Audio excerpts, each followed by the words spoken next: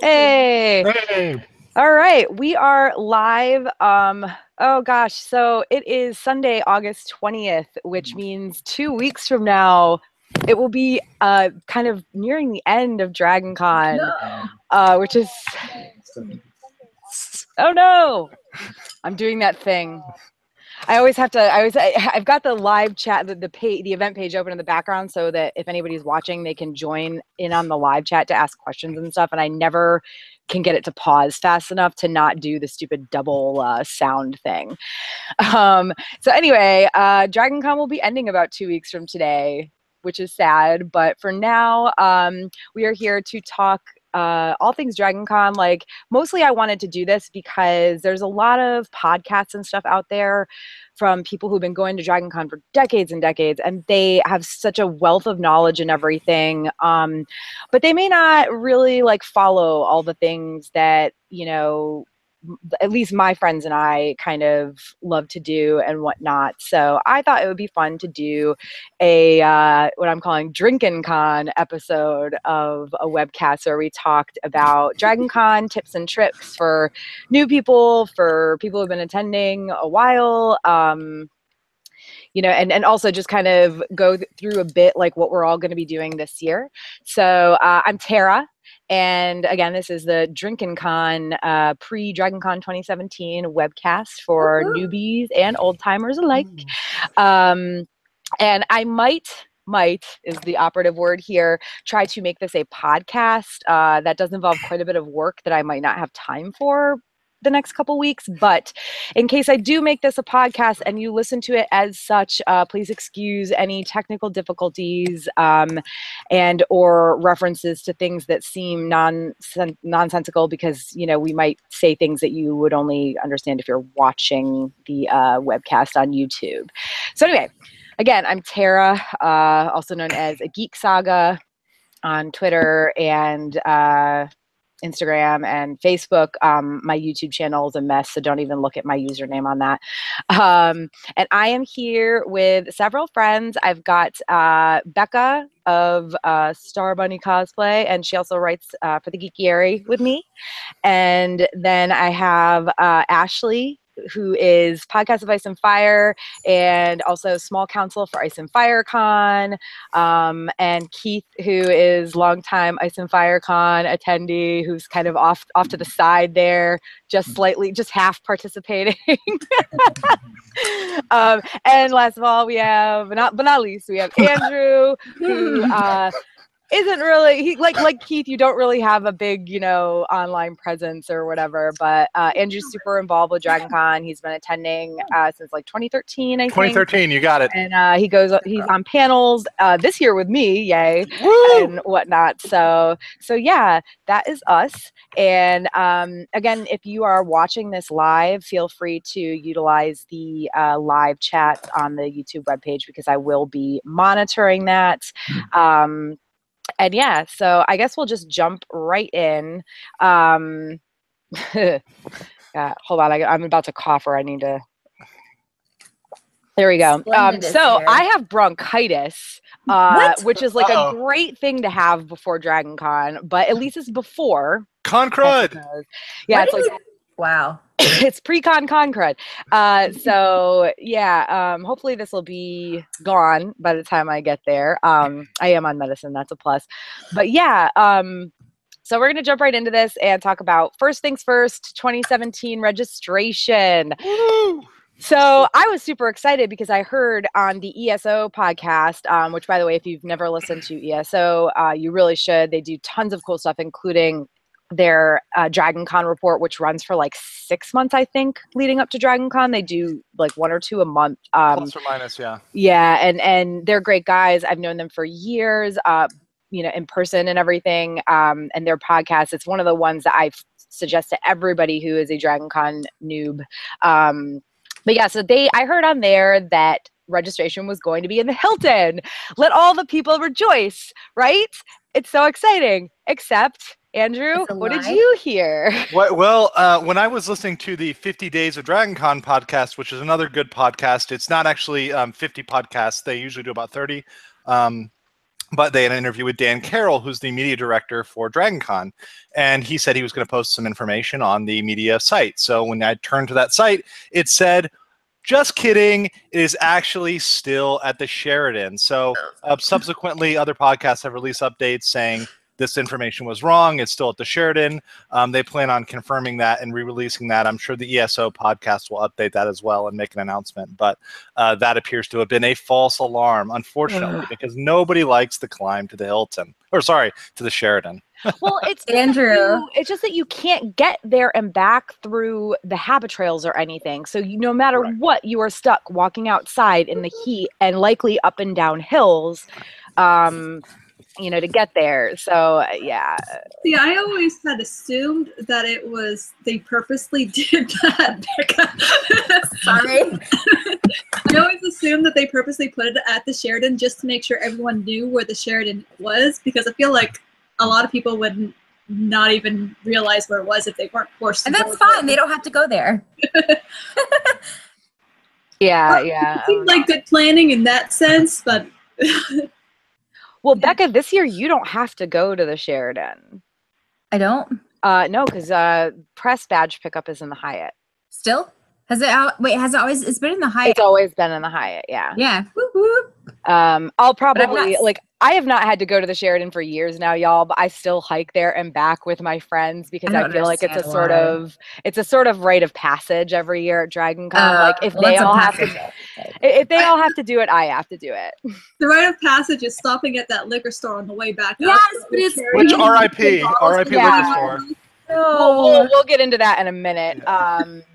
Along with, there's a bunch of new news for this year that's very pertinent. But yeah, so speaking of registration, boo, it's in the Sheraton still. So 4-day passes are the only ones still available online. They were selling Saturday and Sunday passes online through like the 18th. But like right now, and listen, like there's DragonCon, there's some excuse where it's like harder for them to deal with the paperwork end of things for people buying badges online right now. So as of a couple days ago or whatever, the price went from $140 to $160. But if you haven't bought your badge yet, you can buy it on site for $140. And like, if you bring cash, you can wait in the usually much faster cash line. Now, if the cash line is longer than the credit line, just use your credit card or debit card. I'm really confused as to why those.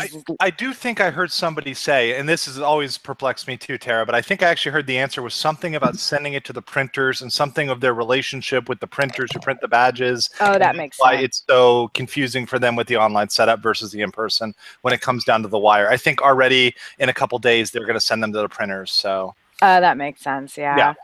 That's why we don't, like for Ice and Firecon, we don't even print people's names on the badges. That may change in the future, but I mean, that's why we've been using stickers for years, because it's easier for us to spend, to get a few volunteers together and spend 20 minutes putting, and granted, we're much, much smaller. DragonCon can't do this. I get it. Right. But, it's easier for us to spend a bit of time putting stickers on the badges versus having to. And granted, it is still a wraparound sticker. This is not on the actual the actual pass, but yeah. Once again, when you have so many people, I mean, their anticipated this year was between 72 and 80. I mean, I don't know how much of that is counting the parade. I don't know if the buildings can physically fit 80,000 people. No, they can't.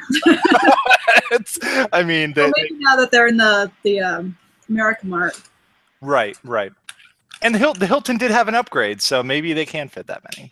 But the one thing is that now, because there's so many, I guess a lot of things are on Thursday, which is why there are Thursday passes.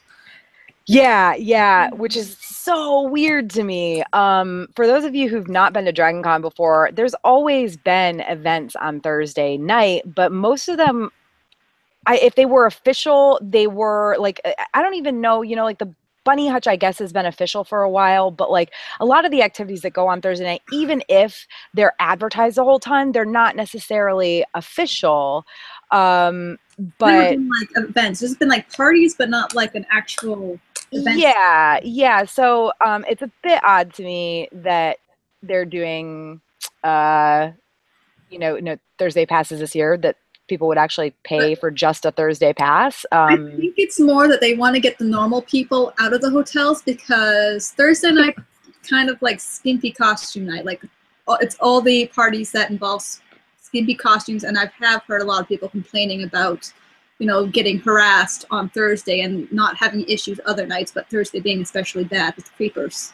Yeah. So Yeah, maybe that's the true. football people, the people who come for the football game and just want to come in to look at girls who are dressed scantily. I guess I'm lucky because I've never had an issue with the football people. I've actually had some of my best rando conversations with people who were there for football and not for Dragon Con. I don't know why that is the case. I don't know how I'm that lucky. Because I know that it's true. I know that people have had tons of issues with random outsiders, including the football game attendees, whatever. I guess I've been lucky. Most of my Dragon Con issues have been with people who were there for Dragon Con. I've had a few issues, but I think it was Dragon Con people too. Yeah. And once again, I didn't mean to single them out. That was just what I saw in media and what I heard from reports from other people I knew. Do you remember? I'm sorry. I was just gonna say I didn't think about it like that. That it could just be that they want to get people out of the hotels. In general. It's a little bit of an annoyance because I'm used to not having to carry my badge with me Thursday night. But I'm okay with it. It's just now that I think about it, the more I think about it, I guess, the more I'm chill with the fact that con is literally everybody's been saying Wednesday is the new Thursday for so long that we might as well start the con on Thursday officially. I agree. Even though the dates still say Friday, the 1st or whatever. But the store opens. The store is open on Thursday at 8 a.m. If you're going by that. True. And once again, if you look at the list, they Reddit posted a crowdsourced schedule, which is sort of all the ones that have been released separately, put together into a schedule. And if you kind of throw together just some of the major items, it's some significant stuff. You've got the wrestling. I heard they have Ric Flair this year, which I guess is a throwback. And then you have the Bunny Hutch, the Labyrinth Ball, the 8-Bit Ball. There's Geek Trivia, and there's I think 4 or 5 panels. So, that's a good amount of stuff for Thursday night. It's much more than I remember in 2013. That's for sure. Yeah. The wrestling stuff. I think. I don't know if it's new, but I feel like last year was the first year it was. Okay. Yeah, it's existed before, but I didn't think it had been on Thursday for at all for very long. Kara. Yeah. Look what I found. In my bed. In your bed. It's closed. No, I've been working on my cosplays in my bed, and it's just my house sigil at this point. I'm just gonna wear a t-shirt that says House Becca. Yeah, random aside, guys, be a good Dragon Con or just general convention / hotel roommate, and don't leave sewing needles and open safety pins all over the place. Look, I've actually heard of someone having to be hospitalized because they stepped on a needle in their room. Well, this is what I did recently. I know you can't really tell because Now we can see it. Yeah, I slashed my palm open with a scalpel because I was using a scalpel instead of scissors to cut the lining out of my Elena jacket. And anyway, and I've also got second-degree burns on my hands. So it's don't we all? So anyway, yeah. So Thursday passes are a thing. Is now that. Since Wednesday's been the new Thursday for a while, now Wednesday is Thursday. So Wednesday is Wednesday. So is Tuesday the new Wednesday? That's what I want to know. I think it'll be years before that is the case, but I do know. I'm guessing next year. Yeah. I know a good amount of people who have been coming on Tuesday for a couple years now. So I feel like that number is going to grow. This year I'm getting there midday Wednesday and staying until Tuesday morning. So, and honestly, that's probably what I'm going to do next year too.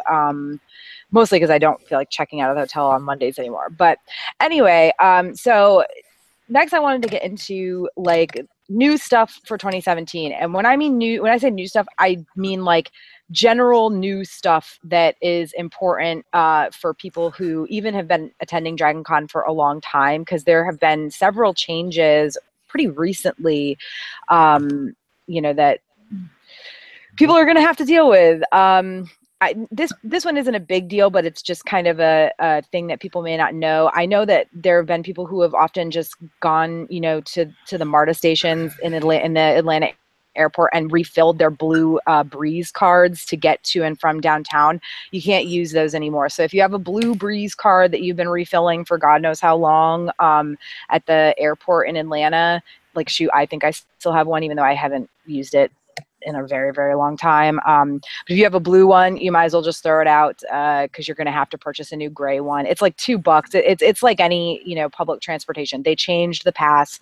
So now you just buy a new card and load it up with your fare. I know that the past couple of years, people have tended to take Uber or Lyft from the airport. Which is reported to be a hot mess this year. Yep. Yeah, I know I shared the link in the DragonCon Facebook group, and I'm sure like Ashley and Keith, Ashley, you've been driving me. Keith, have you been taking Uber or do you take the MARTA? I took the MARTA twice, so I think. There's my dog. Yeah, MARTA twice, and I took a cab one year too, and I don't recall that being a problem. I think I walked out. No, they changed it just within the past. Even the cabs are pushed. No.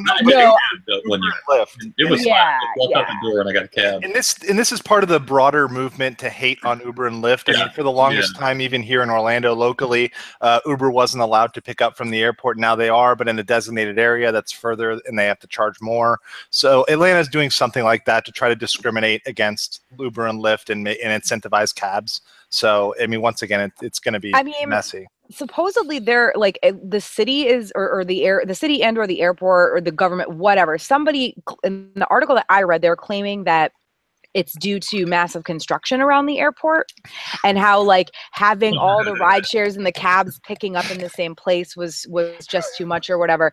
I mean, again, I don't know how true that is or how much of an excuse it is. That's not an issue. But for people who have in the recent past, the past couple years, because I think Uber and Lyft have been running from the Atlanta airport since 2015. So if you've been taking those, just be aware that now you have to walk all the way to the economy lot. It's hard, I can't explain to you how to get there now, but it's a hike. You have to walk like across the, out of the terminal or whatever, across a road. There's crosswalks obviously, and through a parking garage, and then go down like to the ground to the economy lot. And if you've got a bunch of luggage, you don't want to do that. Just take the MARTA. Especially, I mean, even I've kind of always said if you're going during rush hour, you might as well take the MARTA anyway, because otherwise you're likely to get stuck in traffic for an hour or more. But yeah, what. The downtown traffic there, it's horrible. Yes. Yeah. Well, and also I'm hearing that whatever they did, and I don't know if it's going to be fixed prior to DragonCon, but whatever they did when they moved the pickup, they like didn't handle it properly. And I saw a post on Reddit where somebody was saying like during busy times, people are having to wait upwards of an hour for a ride share, which is insane. Yeah, and I think all of us here, right, at some point or another, have taken MARTA even for a short distance. I mean, it's. No. Oh, Becky, you haven't? Okay. Well, it's pretty reliable, safe, cheap. I've never had any issues with MARTA. I've taken it out of all this will be 5. So I've taken it 4 years for various reasons. So I mean, I've never had any issues with MARTA. Yeah, I've not taken it to DragonCon or whatever, but I've taken it around like outside of Atlanta, like outside of downtown before and whatnot. And I've never had an issue and it drops off at the Peachtree Center, which is like it's basically right next to the Hyatt. So, so yeah, it's at this point, it's probably your easiest, safest, bet to just grab MARTA and not worry about how long it's like maybe people won't have to wait as long for Uber or Lyft, but I feel like right now it's a chance that some people may not want to take. Yeah, I was just wondering, is there a sweet spot of like the amount of bags you have where like you feel like you have too many for MARTA, but you have enough for a cab, So I don't know though. I feel like if I'm flying, I'm not bringing, 6 bags.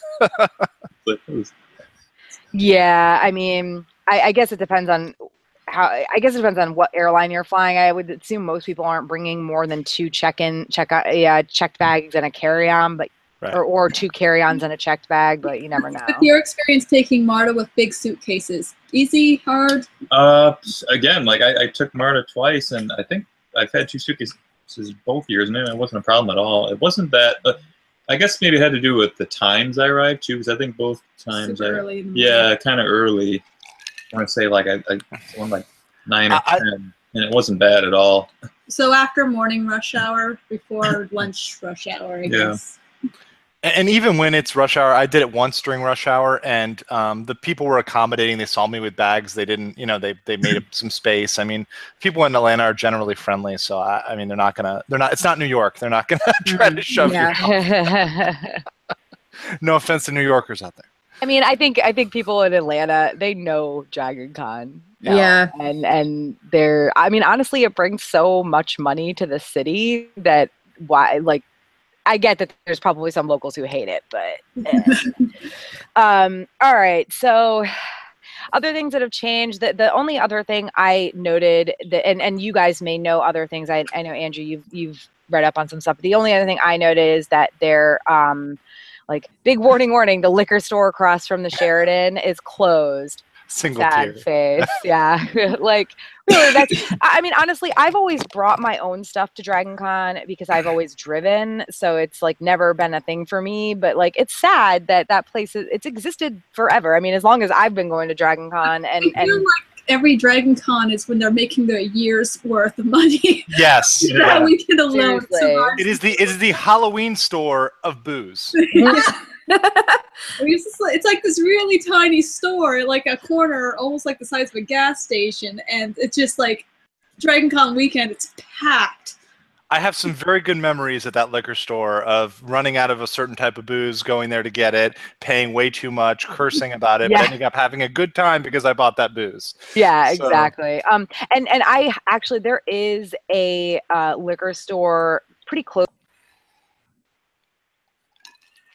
a block and a half away. It's actually on a corner. I feel like I've been there once, and it's on a corner, and it's on Peachtree, but it is very tiny. The selection is it's like smaller than the one by the Sheridan. The selection is even more limited, and it's expensive, like more expensive than the Sheridan one is. So, is this the one that we were going to do street shots outside of, Keith? And they told us that we couldn't do that. The police officer said no street. No, that was CVS. Yeah, that was outside of the CVS. Oh. Street shot! Street shot!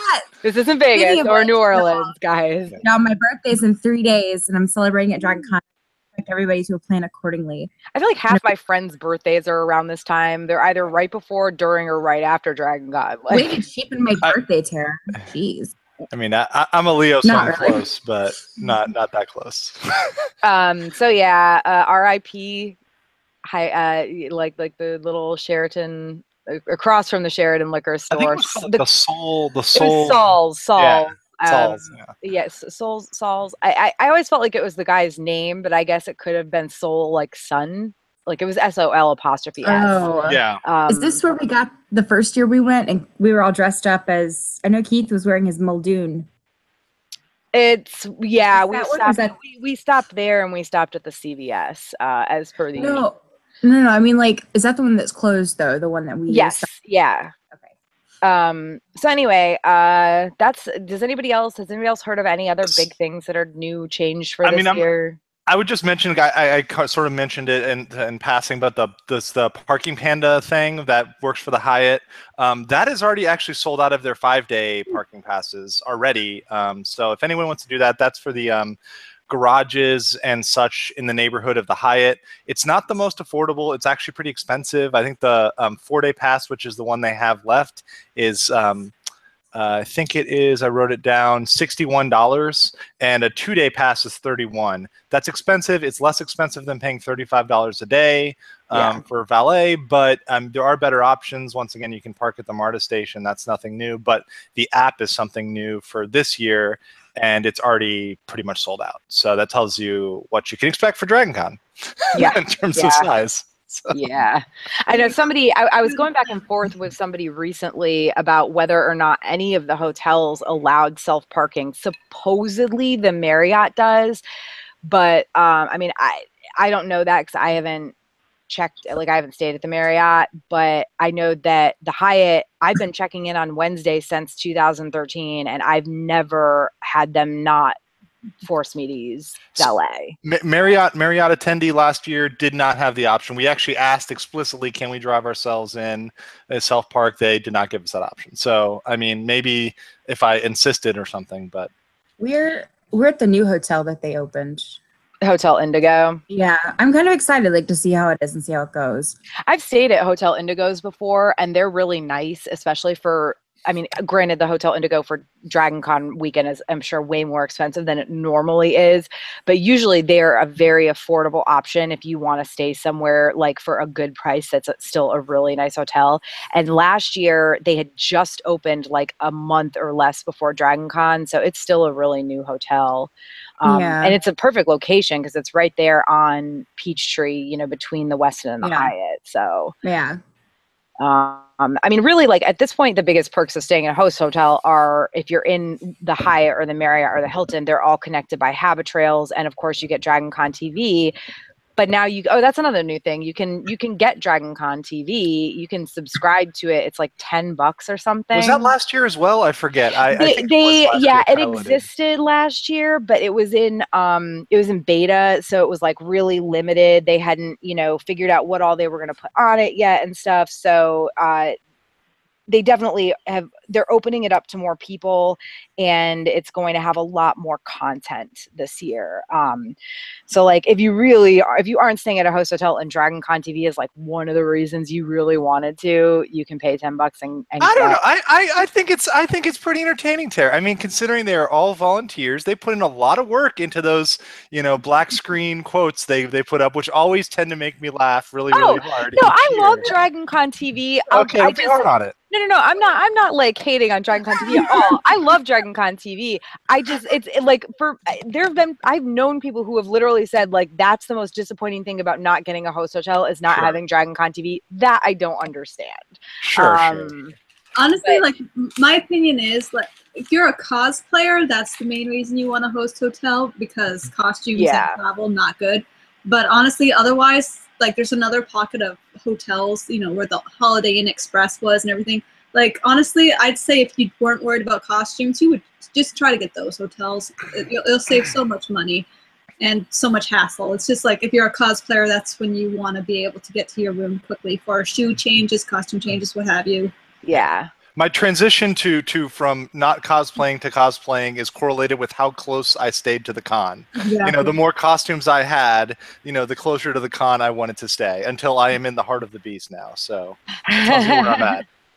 I like it would be cool to stay in the Marriott, but I'm super happy with the Hyatt because I've been staying there for years and years, and B, it's just it's a little bit more chill. It's easier to get in and out. It's easier to get to my room, even with the crappy Hyatt elevator situation. But yeah, like the Marriott would definitely be like a close second choice if I wasn't. I stayed in the Marriott once. I enjoyed it, but we were on a floor that you could use the stairs for, so I think that probably helped us with that.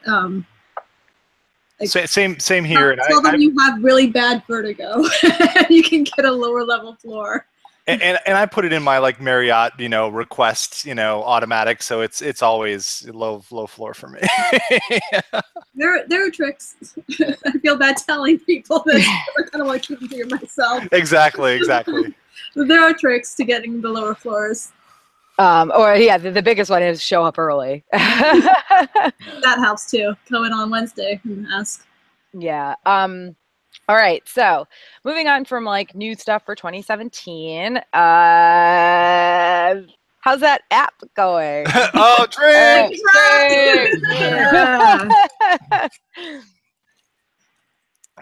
All right, now that we've all taken I've taken a healthy swig. Yeah, but seriously though, there is the crowdsourced schedule is really good. They did a really good job. I actually kind of went through and looked at some of the things, and they've put most of the things in there right now.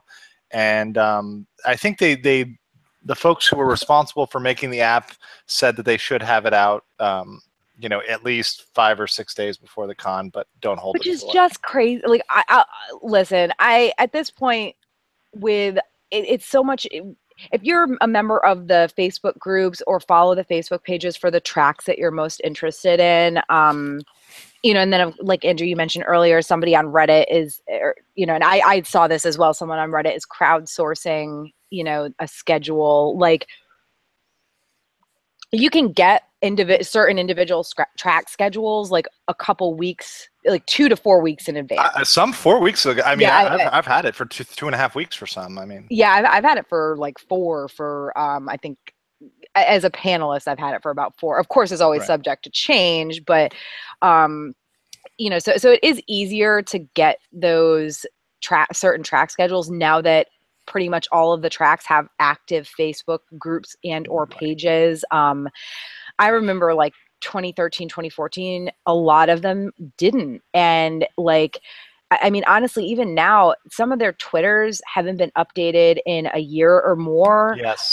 Some of their don't even try using the DragonCon webpage. Just yeah. The track websites. Some of them are just like lead to dead links. Some of them haven't been updated since 2014. It's crazy. And I know it's shocking. Like I run like 4 websites. I know it's hard. Like it's time consuming to update one, let alone, you know, all those tracks, or to update only one, whatever. But I don't know, man. That's what volunteers are for. Utilize your volunteers. And there's no reason why when we get this, it can't have tentative, you know, dates and everything else in the progress report. You know, that just tells you a major highlight. I mean, that was something I really was disappointed about the progress report, was that you didn't get a basic backbone of, okay, here are the major things we have that we can tell you that reliably happen almost every year, and we can tell you what date they're on. You know? Like the track parties, those are, I feel, are big events that would be scheduled well ahead of time because they use the biggest rooms and whatnot. And they're still kind of waiting for a thing. I mean, party. It used to be really easy to figure out when, and at least when the track parties were going to be, if not where. But no, I think like a couple years ago is when they started changing everything. But before that, the track parties were the same nights and the same places every year for years on end. You know, I mean, and even now, like the Zombie Prom. Okay, the Apocalypse Rising track has been in the Westin for as long as I've been going to DragonCon, which is since 2012. So, you know, the Zombie Prom is always in the Westin, and it's always on Friday night, and that still hasn't changed. They have a new DJ this year.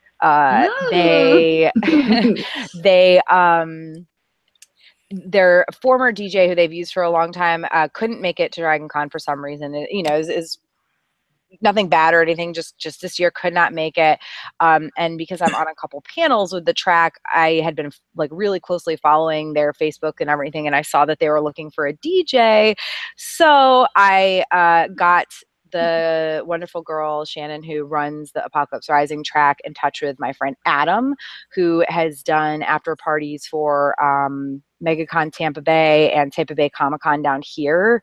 And so he's going to be DJing the Zombie Prom, which I'm like, I actually may go to the Zombie Prom for a bit this year just to like support my buddy who's DJing it. But he's really good. So I'm super excited because the DragonCon DJs for a long time have been, it's like they use the same people every year, and a lot of them are kind of and all the parties sound the same. Yeah, exactly. Yeah. You know, and I kind of mentioned that to Adam. So, you know, and I had a blast. Like I said, I went to the MegaCon Tampa last year after party and had a blast. Like he did some of the stuff that you're used to hearing at convention parties, like the remixes with the nerdy songs and stuff. But like as a whole, it was better than most of the parties I've been to at DragonCon, like music. And you say it's at the Westin? Yes, yeah. The Westin ones are my favorite. I think that has like the best kind of party atmosphere. I don't know. When they moved the Heroes and Villains one there, I was like, at first I was unsure about it, But like I've had a good time at the Heroes and Villains Ball And the past that couple has years. been tentatively confirmed for Saturday at the Westin. So Okay. that is one of the ones that's tentatively confirmed, along with a couple others. You know, I'm so excited for Saturday. Is on Friday. I know that, but big one that is sorry, the mechanical masquerade steampunk one. I usually hit up that is at the Sheridan. It's confirmed to be at the Sheridan. Yep. So this will be my first time back. Bunny Hutch is at the Hilton. Really? Oh, okay. Was it there? It wasn't there last year. No, it was at the Marriott. They moved it to a bigger room at the Hilton. If it's but let's be real. That's awesome. I mean, let's be real, guys. Like, we went into the Bunny Hutch party for like 20 minutes, if that last year. Yeah. So, like, it's really one of those walk in and make an appearance because you're in a Bunny Hutch costume, and then go fucking find your friends and drink. Yeah. Like, I feel like we got a shot for the competition this year if we get our whole group together. Oh yeah. We have a lot of people. Yeah, we're doing good this year. I'm still trying to get Rachel to do Clove. Yeah, I mean, we'll talk after the webcast, but yeah, so we'll talk more. There's more to say about parties or whatever, and like I'm frustrated with the fact that the app is so late coming out. Like this year and last year were so much later than every previous year. The first year I had the app, I can't remember if it was 2012 or 2013, but it was out like almost a month in advance. It was the second weekend in August at the latest. It was at least 3 weeks, and I think it was longer. I think it was like 3.5 to 4. So we keep having to. Oh, sorry. No, it's like they don't know we have costumes to schedule around events. Come on. Exactly. And it's like there's all these secondary resources because the app is failing, right? There's the DragonCon Parties website. There's this like I said, this Reddit list. There's the Reddit user who did the grouping of the vendors by type. There's all these people who are going out and crowdsourcing these things because the app is just failing to come through on time. That's all it is. Well, and the vendor hall, we'll talk about that later because that's like I'm not going there this year. That's my 1 year. I'm not going. Yeah, fucking but anyway, so yeah, if you're looking for a schedule, do not look for the app anytime soon. It probably won't be out until literally the week of the convention. But like we've talked about, you can find the crowdsourced 2017 schedule on the DragonCon subreddit, which is reddit.com/r/DragonCon. And if you can't see the link immediately, the easiest way is to just search for 2017 schedule or crowdsource schedule in the search function on the subreddit, and it'll come up. Right now, it's on page 2. Right now. Yeah. So right now it's on page 2. So and it's hard because there's so much going on in that sub right now. Obviously, if you don't want to look for it, just do a quick search. It's super easy. Photo shoots. I don't know. I haven't participated in big photo shoots much the past couple of years. I think I went to one last year, or I went to one in a costume for that photo shoot. Another one I went to just to see it. But if you're looking for photo shoots, check out the DragonCon group photo shoots Facebook group, which is facebook.com/groups/DCon photos. The only ones I know of right now are a 1 p.m. photo shoot on Friday in Hardy Ivy Park, which is outside of the Hyatt on Peachtree, and that's a Game of Thrones photo shoot. And then I know there's one on Sunday that's Feminist Icons, and that's also at 1 p.m. on Sunday at Hardy Ivy. And then we have the 100 DragonCon meetup September the 2nd, so that's Saturday at 1. It's going to be the 100. We did it last year. We have buttons. It's going to be cool. And then immediately after the photo shoot, we're going to the panel for the 100 actors. Oh, nice. So, yeah. I'm still working on my cosplay. I can't find it right now, but they do have a Google document that has, a nice Excel spreadsheet, which all the photo shoots, all the times, every single day. It's very well laid out if you want to know. Last year, I didn't have a strong cosplay lineup, and then I looked at the photo shoots page and like, oh, okay, I have a costume for that. I'll bring that one. I have a costume for that. I'll bring that one. So it really helps you out with the planning of your cosplay. Yeah, and It's in that group. It's in the and they keep it updated. Yeah, I hate the way that they still have it named Dragon *Con, which is not the legal name. Well, it's an unofficial page, right? So like DragonCon people, again, not on top of the shit. Yeah, it just kills me that people still refuse to get rid of that effing asterisk, you guys. Like it's been a bad idea for a while. Get rid of it. And it's been not part of the name for a while. Get rid of it. But yeah, no, it's facebook.com/groups/DCon photos. You can also just search for it on Facebook, Dragon *Con group photo shoots. And the pinned post is the link to that Google Doc. So, I mean, there's a huge Wonder Woman photo shoot. Got at 9:30 Friday morning. Don't ask me why. I guess Wonder Women get up super early. I know the Battlestar one is always Sunday morning at 10 on the steps at the back of the Hilton. There's also there's the Game of Thrones one at 1 o'clock on Friday at Hardy Ivy, and there's also a really big Game of Thrones one Saturday. And that's like Saturday, and that's at the Hilton on the steps, and that's like Saturday evening. I want to say 5 or 5:30. I think it's 5. No, 6. It's at 6. Oh wow, that's really late this year. But I think that might be the only one I can make this year. yeah, I won't be making that. So yeah, and there's too many to like actually list. But what it looks like. Yeah, but they've got a whole ton of them. On that document in the pinned post in the DragonCon group photo shoots Facebook. There's a Princess Leia photo shoot. That'll be neat. Aw. They're also doing a Carrie Fisher tribute. Yep. Yeah, and they did one of those at San Diego Comic-Con. I didn't get to see it, but I don't think I could. I don't think I should. I'd be crying. Yeah, that happened to me after Monty died for Ruby. I couldn't go to the photo shoot that I was dressed up for. I was just like, I'm gonna start crying and it won't be bad. But yeah, so that's the group photo shoots page. Other stuff. So this is kind of like a tips and tricks. The big thing is like avoid con crud. At the very least, avoid getting sick at the convention. If you haven't already, start taking your vitamin C and multivitamins now. You can do and or, but personally, I think that at least 2 weeks before the convention, if you can start taking both multivitamins and vitamin C, if you don't take one or the other regularly, you should, like before this convention. They're called like Cold FX, or there's like a knockoff brand that I usually take, but it's, like cold, it's Immune Booster. I take those at cons, and it, usually I'm safe if I do that, and if I don't, not so safe. The one thing I would suggest, the Airborne is the best known version. I can't stand the powder stuff that you put in water. Like it grosses me out so much. Like I've forced myself to drink it at conventions and stuff so many times, but I hate it.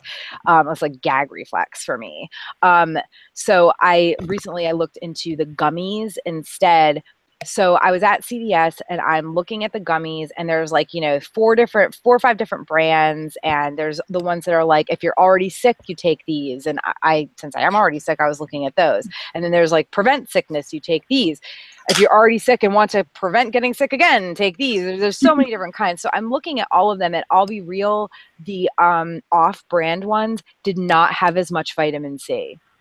It was the same serving amount, and like, yes, it's $5-6 less for the jar, but it's like, and they have, let's say it's 50 or 60 gummies instead of 45, but they, in a serving of 3 gummies, it's like 500 milligrams or whatever it is of vitamin C, versus the emergency one is like 1,000 per serving. So for the same serving amount, you're getting less of the vitamins that you need. So really, like, look at those labels and pay attention, because like the off brands, yes, they are totally worth it.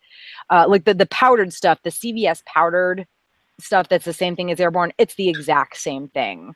But like the gummies definitely weren't. So definitely be careful about what, and also the ones that say prevent, or the ones that say to like ease symptoms or whatever, they didn't have the vitamins. They were just like medicated gummies. And they're in the same like thing. So you think, oh, this is like, if I'm not feeling that great, but also want to have the vitamins, it'll do that for me because it's right in the middle of all these emergency, like, prevent getting sick gummies. No, they just like help with the symptoms that you already have. Very, very questionable. On the subject of pills and whatnot, I work nights. So one thing I do take a lot of is vitamin E, which is it's basically what you get from the sun. No, vitamin D, sorry. Yeah, vitamin D. Yeah. Yeah. And it really makes a difference. I find that if, for DragonCon, you're staying up all night, not necessarily sleeping Getting outside. properly, and all that stuff, you're working on your cosplays beforehand, that I do find really helps you in the morning, keeping you kind of in check with your cycle, I guess, is vitamin D helps. Oh yes, and protein bars is another big thing. You're probably not eating proper protein while you're at DragonCon, and protein gives you a lot of energy. So I always try to pack a few protein bars. Usually I just eat one in the morning, and it'll give you at least a daily dose. Like snack-wise, nuts are a lot of different. If you're not allergic, obviously, a lot of different types of nuts are really good for really pistachios are one of the best. For what they pack in protein and fiber and other vitamins, they're expensive, but yeah, A++. Also protein, I'm not sure, a lot of people like have feelings about protein shakes. You can buy Premier Protein. They're like this big. I drink them for breakfast in the morning because I'm always late for work down the road. But the chocolate one's really good. The vanilla tastes like butts, but the chocolate's really good. You can pick them up in grocery stores, Walmarts, whatever, and it's like 30 grams of protein, like 2 grams of sugar, and it's mostly milk protein. And also I discovered that there are these things that are they're milk protein chips, and they're kind of gross, but they seriously, like, they really help. Like, they're crunchy and they're salty, so that helps me with my cravings. And there's like 5 grams of carbs or something in them, and that also fills me up pretty good too. Yeah, that's the thing a lot of people don't realize is how protein is. Like, when I used to diet, I'd cut out protein as well when I'm trying to lose weight, and then I'm like hungry all the time. And then my newest diet is cutting out carbs and filling it with protein, and it is so much healthier for you. Yeah, it's great.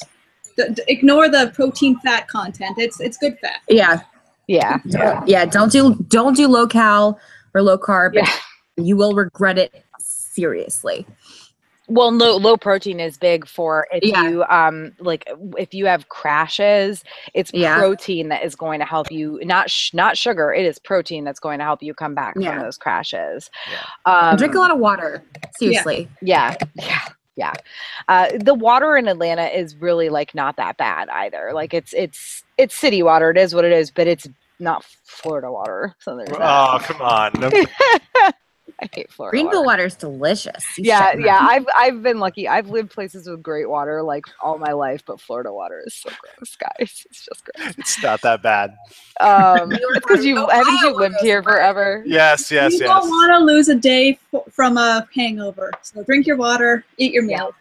And also, buying all the sanitary items and all this other pills, vitamins and stuff beforehand, because some places are evil and mark them up. I mean, CVS doesn't, but CVS gets rated hard on the first day. So you're going to walk into barren shelves. They cannot stock those fast enough. Yeah. So don't take anything for the first time at DragonCon. You don't know how your system will react to stuff. Like, yeah. Like, if you've never taken this type of pill before, maybe not. Maybe do it now and see how you react. You don't want to have a bad reaction at DragonCon. Along with the like vitamin C and multivitamins, my big thing the past couple of years, and I forgot to last year for DragonCon, but I think our other roommate who normally brings it forgot to bring antibacterial push hand soap. Like Dial antibacterial push hand soap, hand sanitizer too, if you're so inclined, for bringing around with you, Heck, I like to bring my own toilet paper because I hate hotel toilet paper. Yeah, I did that too last year. It was very... but the push antibacterial hand soap is like a huge thing for me. Like, I'm really weird. I don't want to say I'm OCD because I don't actually have OCD, but I am like very weird about my hands feeling dirty. Like, even if I haven't touched anything, after like an hour or an hour and a half or so, I'll start, if it's hot out and everything, even if I've been careful about touching like handrails and stuff, I start feeling gross, and I'll walk into a bathroom just to wash my hands. So just keep washing your hands. And Becca, I think were you the one who added Lysol wipes? Yeah, bring Lysol wipes. Also, this doesn't really have anything to do, but like I really hate to say this, and this doesn't really need to be said, but please wear deodorant. Oh my God, yeah. Well, that's like also yeah, like shower. Like I know it's gonna be tough. I know it's gonna be hard. Like you can't eat and shower in the same day. Fuck it. You don't need to wear that costume. Like, please, for the love of God, shower and eat. Also, if you're wearing body paint, seal that shit. Yeah, seal it, please. We don't want green handprints on our butts or on the walls or anywhere. Speaking of green, because I'm going to be painted green, that's the reason why. But no, bring Febreze with you. Also Tide pens, bleach pens, but definitely the Lysol wipes, Lysol spray. I'm going to say I have actually gone to a con and discovered when I got to the con that my cat had peed in my suitcase. Oh my God. Oh boy. Bringing cleaning stuff, it's an idea because like my travel tip, which I think kind of helps in some cases for that, I use it just generally when I'm going anywhere, is bringing garbage bags or plastic bags to kind of segregate some of your dirty and clean stuff. Yeah. So that even if you're in a limited space, even if you only have a small space, and even if you have to put stuff back in your bag, you've got a way to segregate. So, and it's real easy. You just need a trash bag. Like it works anytime you're going anywhere, especially a con. Yeah. Bringing like at least a handful of trash bags is like I've been doing that forever. I think since it was 2013, I had my roommates were great, but there was one thing that they weren't great about, and that was there was always somebody in the room when housekeeping came, so they kept turning them away to the point where all of our room trash cans, which of course are teeny tiny, were overflowing. And then like rather than call, like I was hardly in the room that year, so like I would get back to the room and everybody would be there and had been there for hours except for me, and there's trash overflowing everywhere and nobody's called housekeeping to ask them to clean up. And it's just bring trash bags, bring Ziploc bags for your clothes and stuff, bring I usually just pack like grocery bags to pack, just throw dirty clothes in.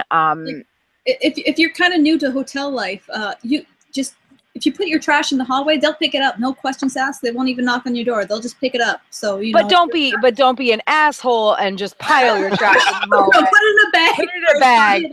Tie it up. But once again, it illustrates that it illustrates they're multi-use. These bags can be used for a lot of things. Like as a cosplayer, you don't want people going into your room cleaning, because it's like, no, don't throw that out. Don't move this stuff, because glue could be setting, what have you. Everything goes wrong in cosplay. So I know a lot of time you don't want room service coming into your room. So that's an idea. Just bring your own trash bags, leave it in the hall. And what I did too, I kind of took bits and pieces from like Tara and from our another girl, Lauren, packing bags individually of cosplays, and then once the cosplay is done, put it all back in the bag again and seal it up.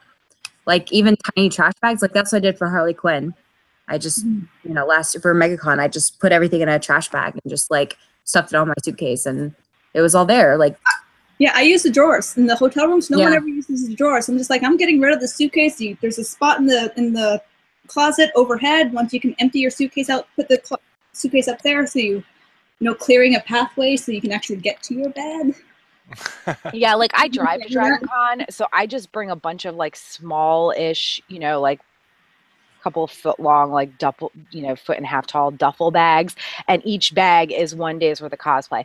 If you're flying, obviously you can't do that, but honestly, more recently, for when I was going to Comic-Con, I bought, and it was Amazon Prime Day happened like a couple weeks before Comic-Con, I bought those like I don't know what they're called. They're like organizational things for suitcase packing. There's a name for them. Cubes, cube things, yeah, but they're not hard cubes. They're like different size. Organizational cubes. Yeah, they're different sizes and everything. And I bought a set of those, and it was like the best thing I did for Comic-Con, because I had underwear in one, bras in one, socks in one, shirts in one, and it just like I knew where each thing was.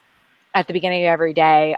So like if you're flying and you can't do a bunch of bags, then you can buy those. And obviously like plastic bags or trash bags work the same and are generally at the time cheaper.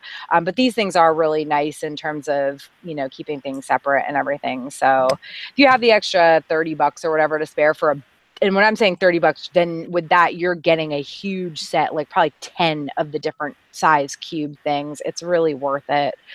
Your cubes? Coming in on Wednesday is a big bonus because if you have stuff that needs to be ironed, if you're thinking of, hey, I don't need it ironed today, I'll just do it the day of. No, it's not happening. Yeah. If you leave your Saturday night cosplay to Saturday night to iron, it's not getting ironed. Yeah. Oh, ironing. Oh, go ahead, Andrew. I was going to say this is like probably a hack that doesn't work as well for female characters cosplay, but you know, one of my like secret hacks is to make backpacks part of my cosplay, you know, and therefore use them in double duty for packing as well. But I mean, maybe that's me overthinking things. Well, we do that for shoes. Yeah. Yes, yeah. The ones that I have, and there are a ton of different, you know, brand names. There's even like Amazon, you know, there's like an Amazon version that are cheaper and stuff. The ones I have are eBags packing cubes. And I got a 6-piece set for granted, I got it on Prime Day, so I got it for like $20 right now. It's $50. Right. But like if you go with there's Travel Wise is another one. They're a little bit, that might be the Amazon one. Travel Wise is one of the cheaper ones, but they still have good reviews. I mean, we're talking 1,300 reviews on Amazon, and it's 4.5 stars, and you get a 5-piece set for $23. You know, so there's a lot of different brands and everything you can look into. I'm looking at it now. They're really worth it. Just be careful that the sizes of the set you're getting are pretty good. Like the one I got, because it was a Prime deal, it wasn't necessarily the best sizes. Like it wasn't the ones I would have chosen otherwise, but you know, it was worth it at the time. So yeah, those packing cubes are great especially if you're flying. Southwest. Yeah. Also randomly, I have heard via a friend who may or may not be a volunteer at DragonCon that the app will be updated early next week, and it was that information was sent out this morning. So I don't know if they mean early this coming week or the week. I think they mean next week, because I mean that fits the like 4 or 5 day timeline they were throwing out. So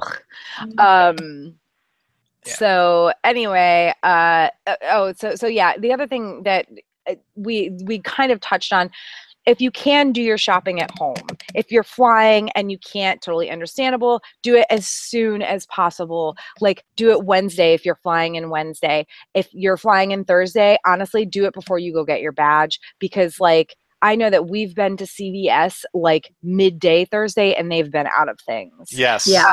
Many years that has happened to me. And some of those things being like trash bags, solo cups. Solo cups are gone immediately. I mean, So yeah, that's another thing. Solo cups, bring from home if you can. Plastic, you know, silverware. There's a word for it. Plastic utensils, whatever. Plastic utensils. Paper plates or bowls, you know, those types of things. Like if you can bring it from home, bring it from home. If you can't, go to the CVS or, you know, whatever closest place to your specific hotel that sells that stuff. It's probably the CVS on Peachtree, and get it as soon as possible. Like really.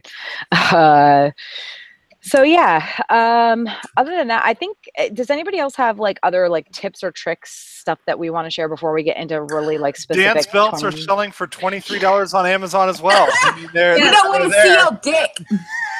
Yeah. Sorry, the amount of memes I saw were just outstanding. No, I laughed at this one comment of this guy saying, it's like, yeah, but if you get an erection, it really hurts. It's like, yeah, but if you get an erection in a spandex suit, is that really what you want to be doing? Yeah. Exactly. Like, dance belts are so. Also, this is everything. Okay, no, if you don't know what we're talking about, a dance belt is a bra for your junk.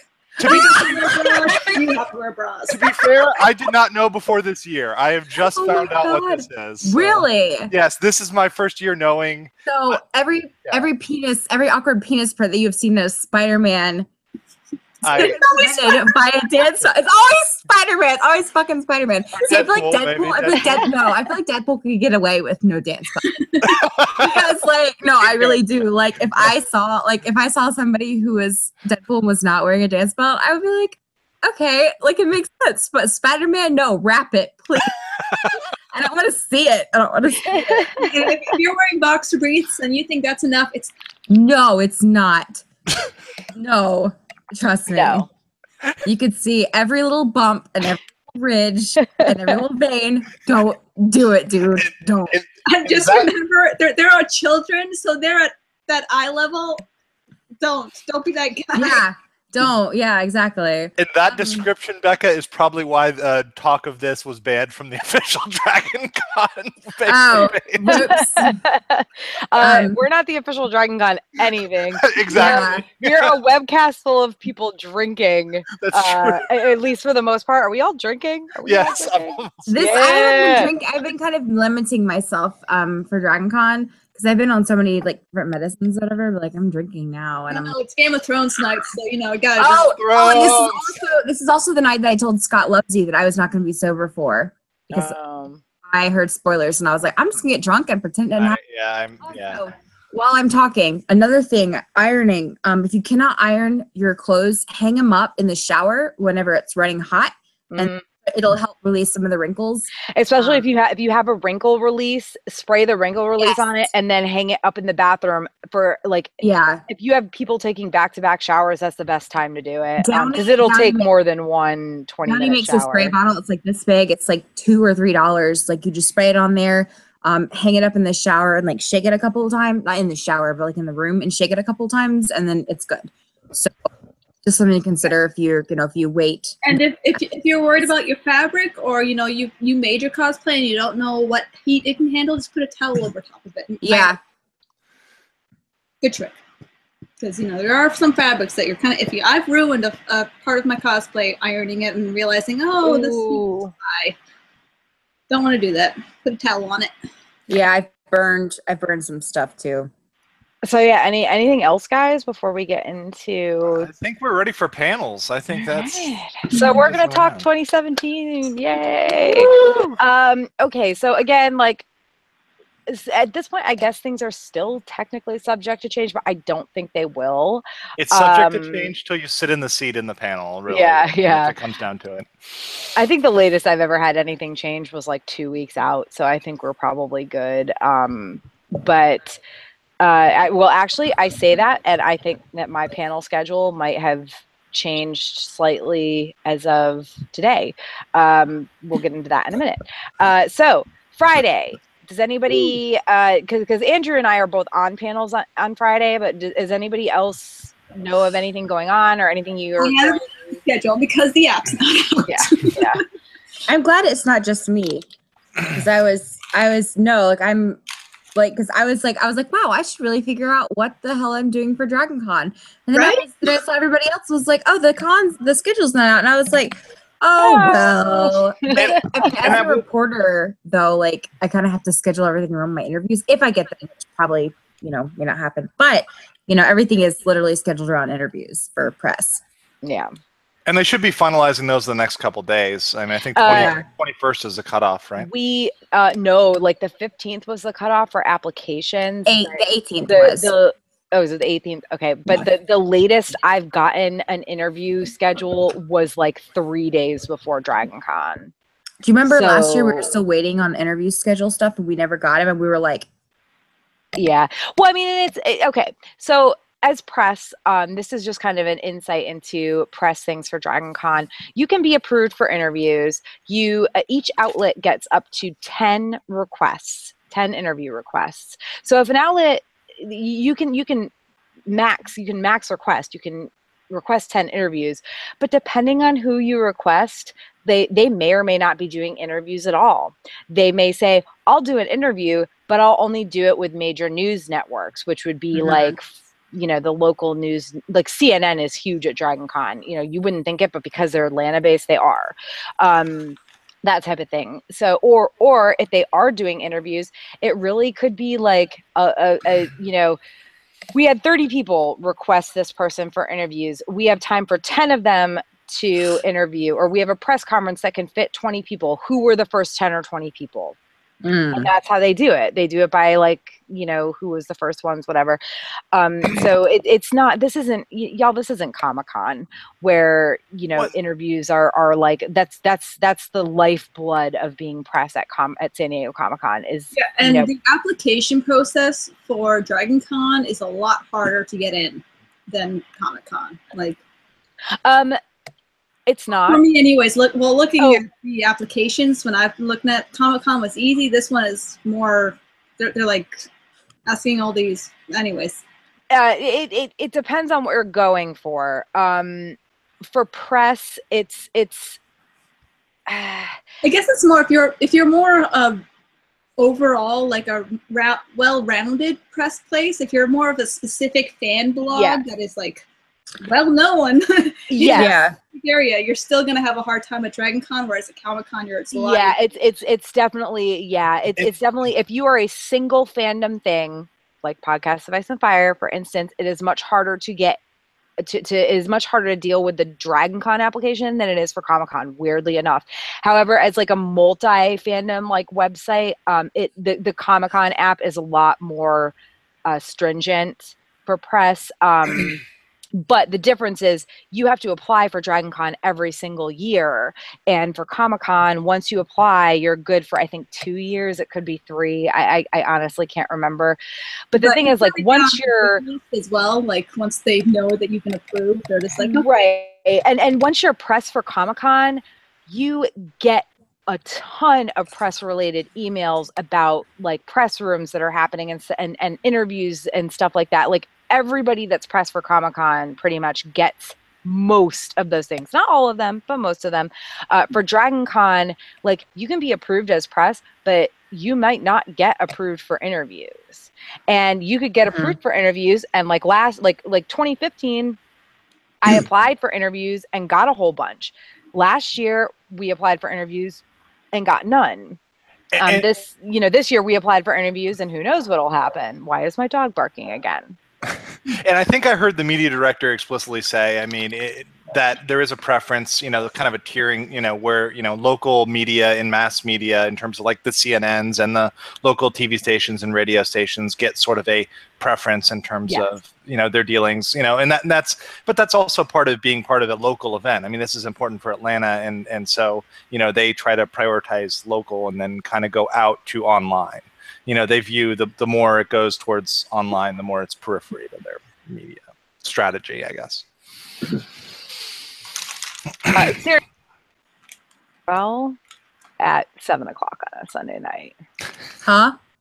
Someone just rang the doorbell to the house here at 7 o'clock on a Sunday. The Jehovah's Witnesses are not taking a break. Oh, it was Amazon. Oh. Cosplay piece you've been dating for. Whenever the doorbell rings, I get excited because, cosplay. I have something waiting for me downstairs. It was somehow delivered today. I don't know how. I think it's security just checked it in today. It was really delivered yesterday, probably. Every time I come home and there's a package. Sorry, I've started to the point where I'm declining down to drunk now. Every time I come home and there's a package on my bed, I just get unnaturally excited. And it doesn't even matter what it is at this point. I'm just like, one more thing I don't have to buy or have to make.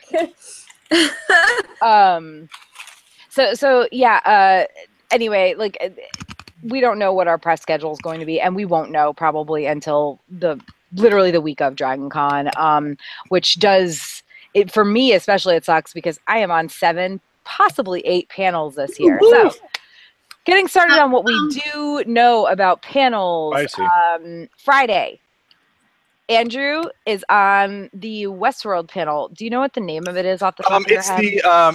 Oh gosh, I have to look back. How the Westworld was won. Yes, I'm pretty sure it's going to be a general overview, a look back on the season, and just talking about the themes of Westworld. There's one that's on Friday, and there's one that's on Monday. So I will be on that. I wanted to be on the Monday one.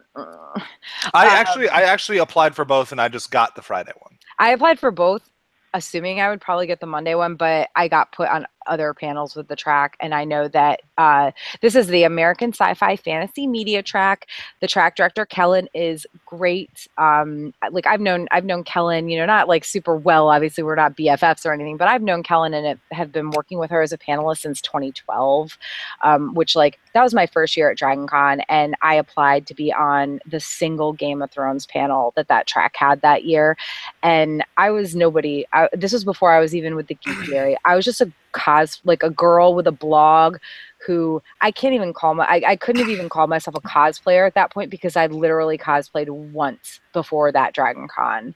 And she took a chance on me as a panelist, and I have been on panels with their track ever since. And it's always a good time, even when it's not. And that's also how I feel exactly the same way. They took a chance on me. I mean, last year they didn't know me at all. I didn't really have a social media presence, and they put me on a panel. Went really well. I mean, luckily I won't have to deal with, because there's a high fantasy track now, I won't have to deal with the horde of show questions. The horde of book questions on the show panel, and there'll be a division, here where that's in a separate track which deals with both. But it's always, that track has always been really great, and Kellen's been easy to deal with and very responsive.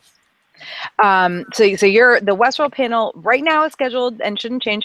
It's scheduled for 4 p.m. and that's in, I think it's M301, 302. Yes, 302. Yes, yeah. The same been in for the last 3 or 4 years. Yeah. So it's on the lobby level of the Marriott, maybe? The lobby level of the Marriott. And then actually I'm on the panel right after that, which is 5:30 p.m. on Friday. It's Valhalla Calls. It's for the History Channel show Vikings.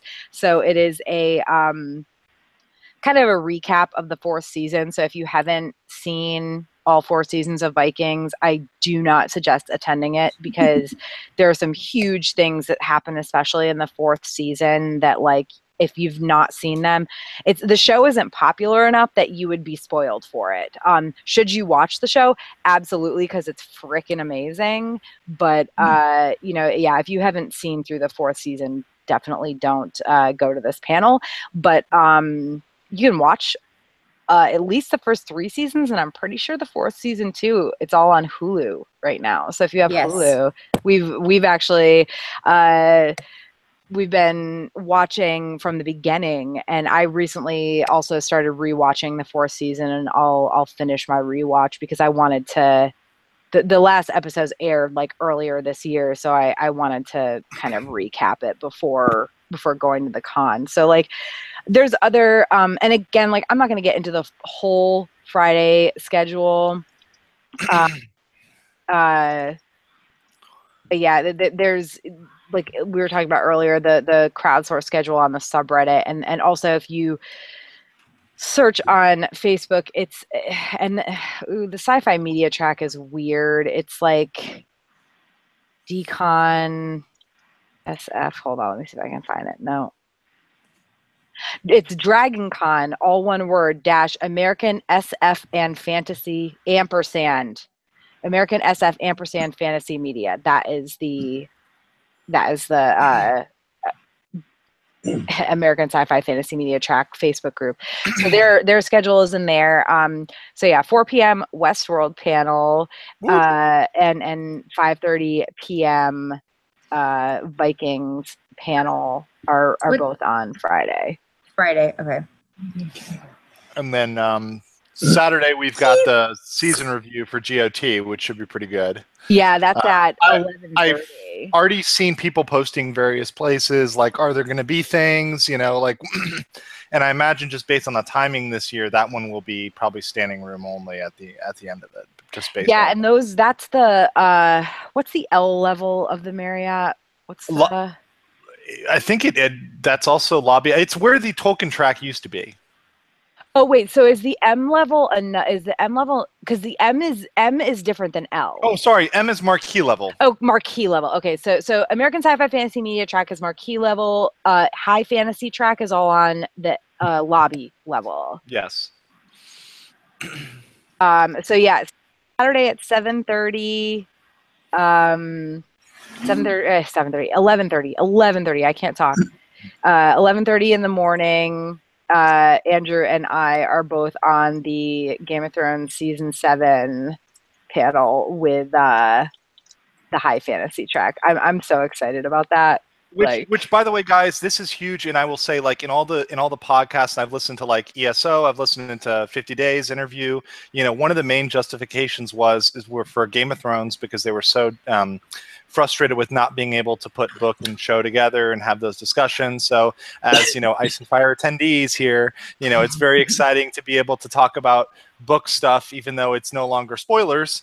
You know, to not have to segregate those conversations out because that is all under high fantasy now, along with Tolkien, along with Shannara Chronicles, along with Wheel of Time. Yeah, there used to be a Wheel of Time track. There used to be a Tolkien track. So it's like it's the Game of Thrones time. Is there a Harry Potter track? There's a young adult. There's a young adult fiction track, and they handle all the Harry Potter stuff. That's where I'll be living. And Hunger Games and yeah. Still, I know Hunger Games is done, but I will never not. I'll never not. Well, and I think they're trying to put things together. That's the general consolidation of putting things together in one track instead of having, you know, something that dies eventually, you know, and you have to redo a track. Makes sense. Makes sense. You know, a Wheel of Time track does not make sense anymore. Just saying. No. So yeah, so there's the Game of Thrones season 7 recap panel on Saturday morning at 11:30 in L. What is it? 401 to 403. I think. Yes, it is. It's 3 rooms. L 401 to 403 at the Marriott. Now Saturday at 10 p.m. You can catch myself and Chloe, who is the head of marketing for Ice and Fire Con, and one of our small council members now as well, on the Looney Theories panel. And I think it's more of like an activity than a panel, or an event than a panel, because while her and I and Brian who is also an Ice FireCon volunteer, are running the panel along with, I think, Jennifer, who runs the high fantasy track. It's not going to be just us sitting at a table. There's going to be an easel or a whiteboard at the front of the room where we will write down all of the crazy theories about how the series will end, from both ourselves and audience members, preferably audience members. But obviously, if people aren't speaking up, we're going to have to step in and you be said silly. This is Saturday, right? Saturday at 10 p.m. Yeah. Okay. So, you and I will be dressed up as Cersei and Olenna. Yes. So what that was on purpose. Parade. Okay. Oh yeah, the parade is Saturday morning. Sorry. Side note, parade is Saturday morning. It starts at 10 a.m. on Peachtree, 5 or 6 blocks, I think, north of the Hyatt. Yes. So yeah, it's at 10 a.m. that it starts. It usually goes by the Hyatt around like 10:20, 10:30 is when it starts going by the Hyatt. So, and it wraps up. I mean, when I was in the parade, it wrapped up by 11:30. So, like, I know, like, Andrew and I we will hopefully have our parade view room and be having our viewing party. Sorry, invite only people. But wait, what? Wait, your panel's at 11:30 Did you not a.m. invite us? No, Becca, hush your face. I'm just not inviting any random person who's watching this webcast. Oh, I was about to be like, we're all friends here. Is your panel overlapping with the parade? Not really. We'll have to leave the Maybe room the about. end. We'll have to leave the room about 11:10. So, which is maybe a little bit before the parade would stop passing in front of the Hyatt, but not much. I'm not worried about it. And also, like, if like it's not like people can't stay in the room. Like, as long as, like, Brian might be there, you know, as long as somebody who's staying in the room is there, other people can stay, you know, Andrew and I will have to head out. But yeah, so the parade is Saturday morning, and if you have a room to view it. But yeah, or you can go outside and be, you know, in the crowds, and that's really cool too. Do that early. If you gotta go outside, go early. Yeah, go super early. I mean, like 8. Yeah. To get a place where you can actually see things. So anyway, Saturday at 10 after our 11:30 a.m. panel, there's like this huge chunk of time where I actually have free time. And then Saturday at 10 p.m. In the same room, L401 to 403, you can catch me and Chloe and Brian, all Ice and Firecon people, along with, I think, Jennifer, who runs the High Fantasy track. Yes. I'll be in the crowd. Ow. Yeah, on the Looney Theories panel, which is going to you know, focus on like how the series will end and the craziest theory, or just not even just how the series will end, but just the craziest theories from the series, both, you know, book and show. I'm hoping to, and that's important. It is show and book. They've actually said that on various podcasts. It is show and book. Yes. And that's just like one of the first events ever where this has happened. So hallelujah, finally the day has come. Late, but it's come, you know. Yeah. So please, please attend, because I think also I know it's late at night, but I would still suggest getting there super early, because I really think that these Game of Thrones panels, Game of Thrones Song of Ice and Fire panels, are going to fill up. They always have before. So yeah, the earlier you can get there, the better. And Ashley, you guys are going to the aquarium for the first time this year, right? Yes, we are, Saturday night. I've never been, so I have nothing to say about it. Can't tell you how it is, but there's fish.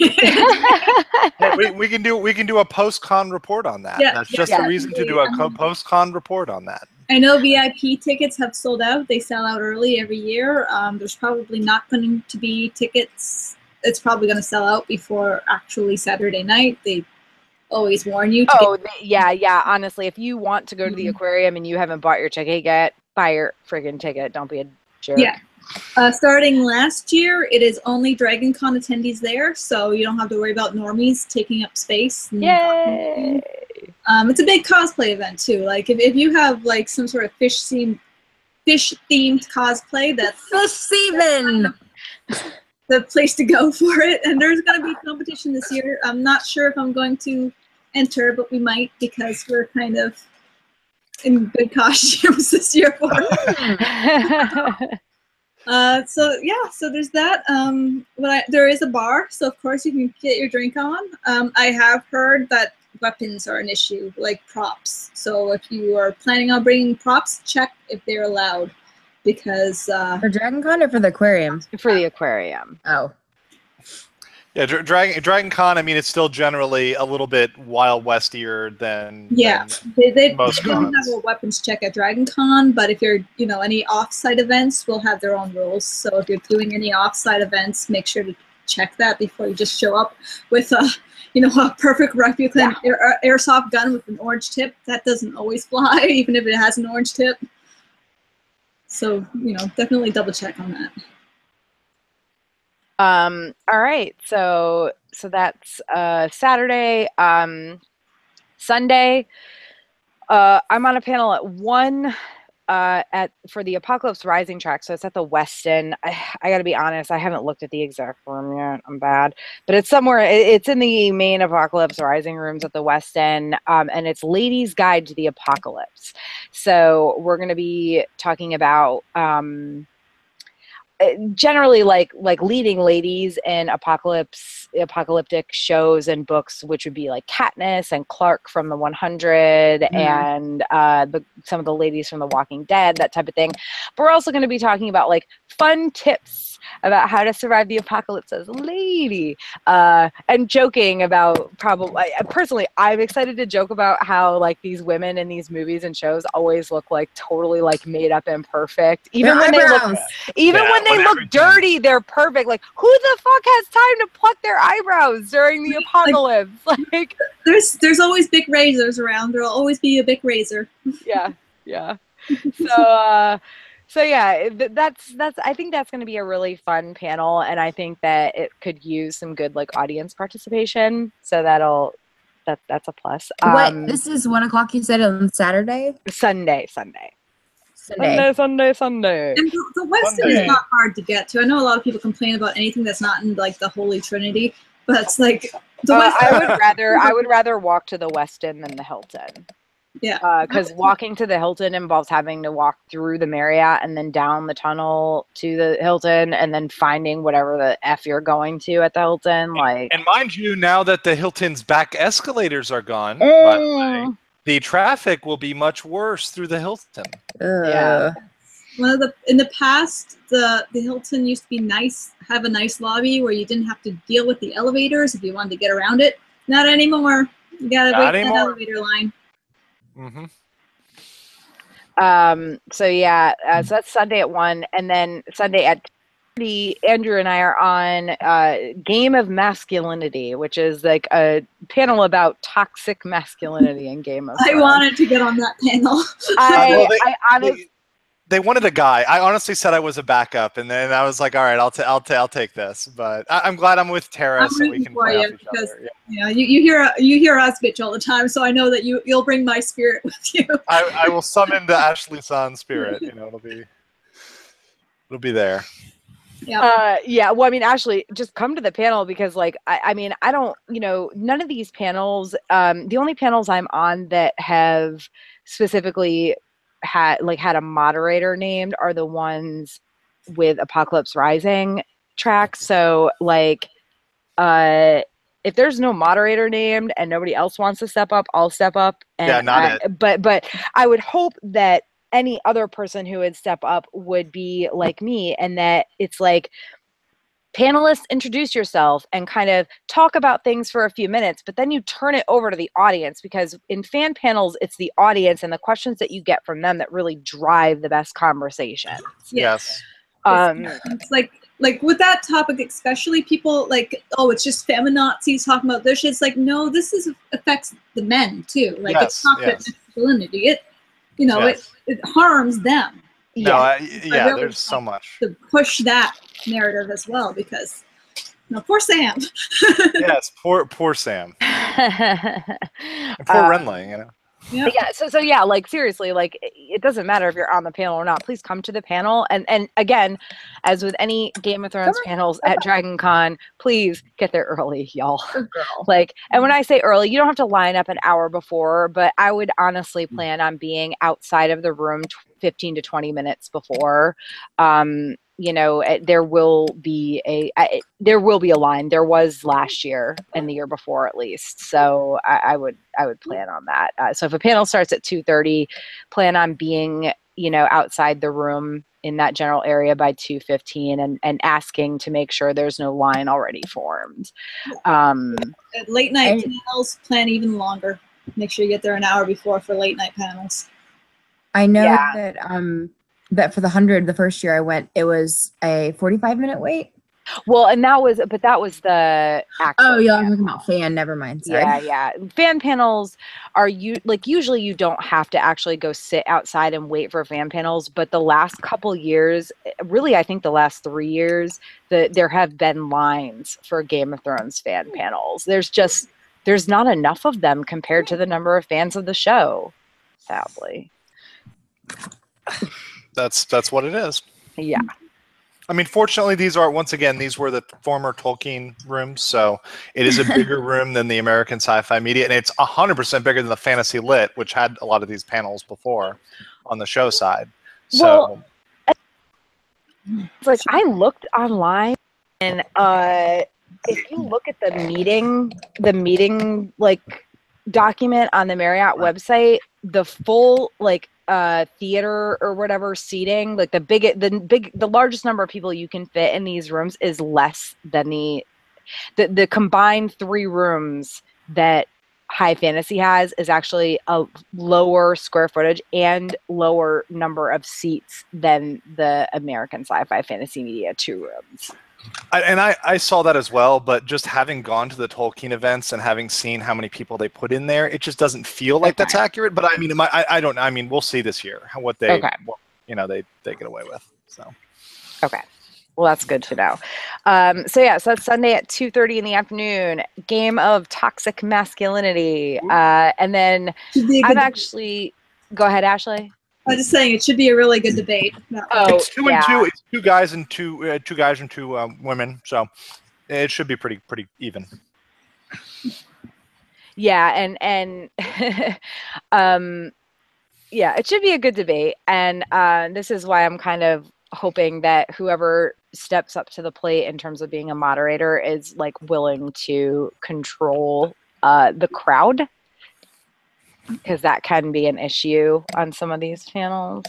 It has been in the past, at least. Like I've absolutely had to talk down an argument between a drunk, belligerent attendee and another attendee, like drunk, belligerent attendee who had the total right ideas and beliefs, and other attendee who was sober, but also like saying that rape as a plot device was totally okay.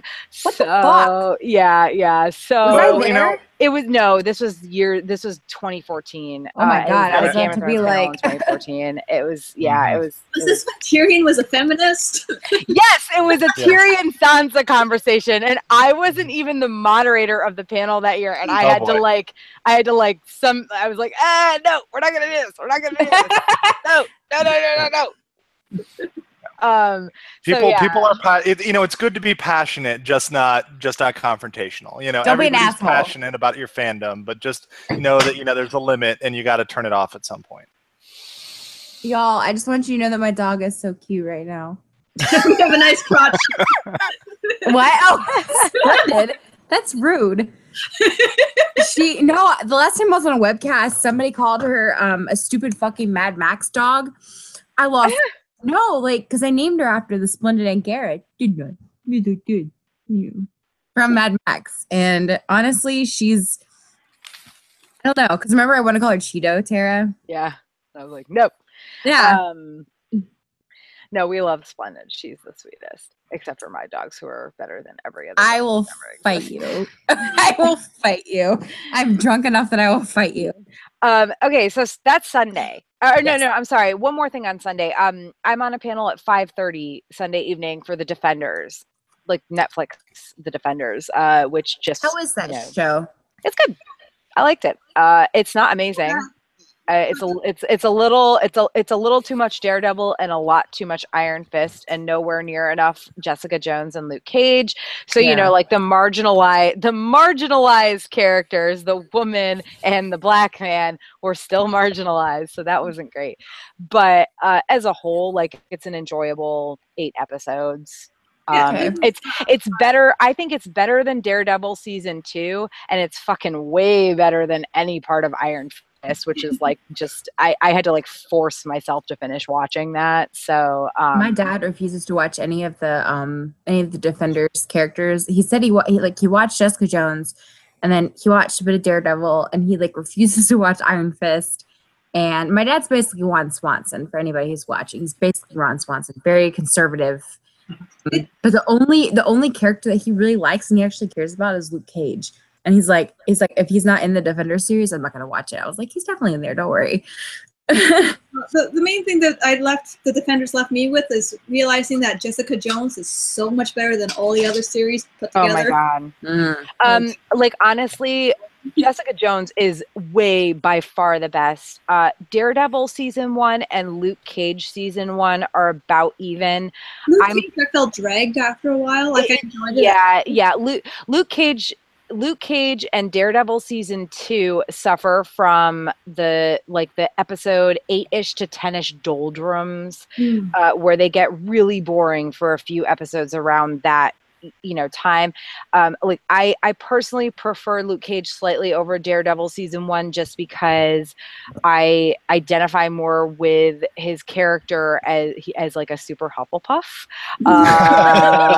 And also the music in Luke Cage is it's just amazing. It's amazing. But yeah, no, Jessica Jones is by far the best.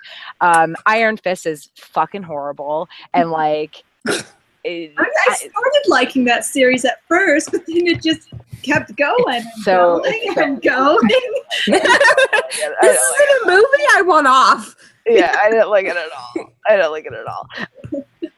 So yeah, so Defenders is pretty good. I don't want to say anything too much because I know not everybody will have seen it at this point.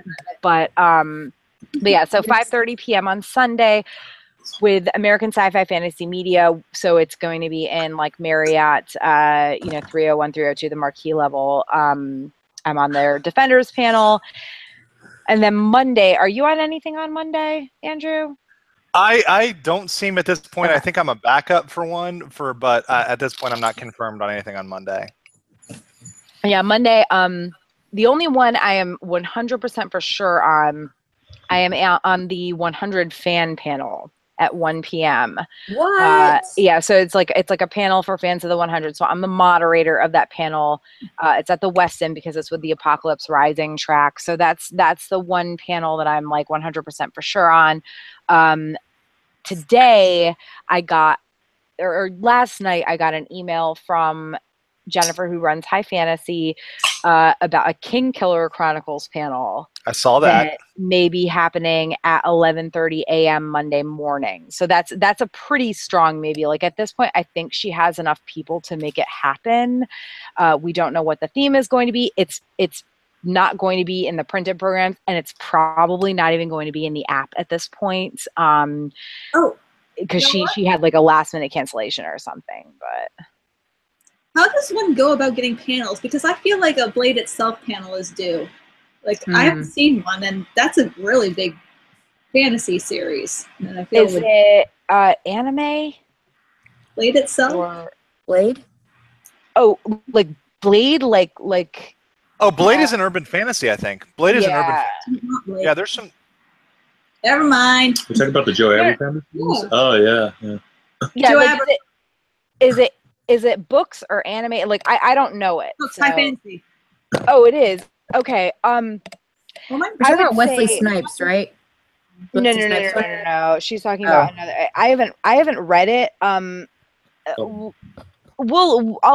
We'll talk afterward, because like if there's never been a panel about it and you want there to be, the best way is to contact the track director directly. So but I mean, like if you want to just generally be on panels, like here's the sad thing about Dragon Con. They do not publish a panelist application. Yes. Almost every other convention does that, including San Diego Comic-Con, y'all. But Dragon Con is, excuse the gender, the gendering of it, it is an old boys club. Yeah, without the boy, with many of the track directors being female. Right? Yeah. So excuse the gendering, because but the general term, it's an old boys club. It's an old people's club, and I'm not talking about age. I'm talking about these people have all been doing it for a really long time, and it's not that they're like a lot of them are super open to bringing in new people, but you have to contact them. Yes. Like except for American Sci-Fi Fantasy Media track, I don't think I've ever seen a track post a panelist application in their group. On Facebook or on their, like I found the American Sci-Fi Fantasy Media one on their Dragon Con webpage years ago, in 2012. The other ones like don't even update their pages, so good luck finding it there. So like, and they don't put it in their Facebook, on their Facebook pages or in their Facebook groups. So it's really hard to find the way to be a panelist. It's not hard to become one. It's just hard to figure out how to do so, which is very frustrating. And like Tara said, I think the key is to contact them directly. And I will say, like with High Fantasy, since it was the new track this year, she went out and did make the Facebook page and send out some requests. And, but some of those panels, like, were even suggestions I had. Like, I had even suggested one about the women's issues and the masculinity, or something about that, because, you know, I said that's one of the major things I identified as needs to be talked about and is relevant to today. Yeah, but even with that, like, I saw that post, and even with that, it was more like a general, hey, who would be interested in this track? It wasn't even like a outward, hey, who wants to be on this track? Like, it's very much you have to kind of, you know, read between the lines. You really have to be what's the word that I'm looking for? Forward thinking is Gregary? No. Not even proactive. Thank you, Andrew. I was like, that word was. Yeah, I got it. So yeah, you have to be super, super proactive in order to be considered to be a panel. Well, in order to be a panel, just generally, not even to be considered. Like, and Ashley, I mean, one of the panels that were on the Looney Theories one, like, I would have said, like, hey, Ashley, be on this panel with us, but I knew you guys were going to the aquarium, so it was like, you know, obviously, not going to interfere with that, but yeah, it's. Being a panelist or getting to be a panelist isn't super difficult. It's just the lead up to, you know, how you get in touch with the track directors and everything. I was super lucky that I wrote a couple articles about DragonCon within the past year or less that ended up with, you know, some track directors actually contacting me and saying, like, we don't want to be like this old boys club. We want to, you know, we need new blood. We want new blood. So, and I do think that with the slow but very, very gradual growth of the Facebook groups and Facebook pages for all the different tracks, I do think that within the next 5 years, it will be kind of almost commonplace for all the tracks to have, or at least most of the tracks to have, like, panelist applications that are readily available to anybody. So right. Hopefully. But the future could hold, you know, this is that we have the technology to make a universal panelist application where, you know, you express general interest and it is sent out uniformly to any track you have interest in, you know, to express, hey, contact me because I might want to be on one of your panels, and give a better pool instead of having to kind of scrap around at the last minute, as many panels do. And in all different tracks, having to find people at the last minute who may not really be as invested in the property. Yeah, I think that's a long time coming. I'll be completely honest. Maybe. But and I think that's going to be the one last, like, holdout that DragonCon kind of, like, refuses to do.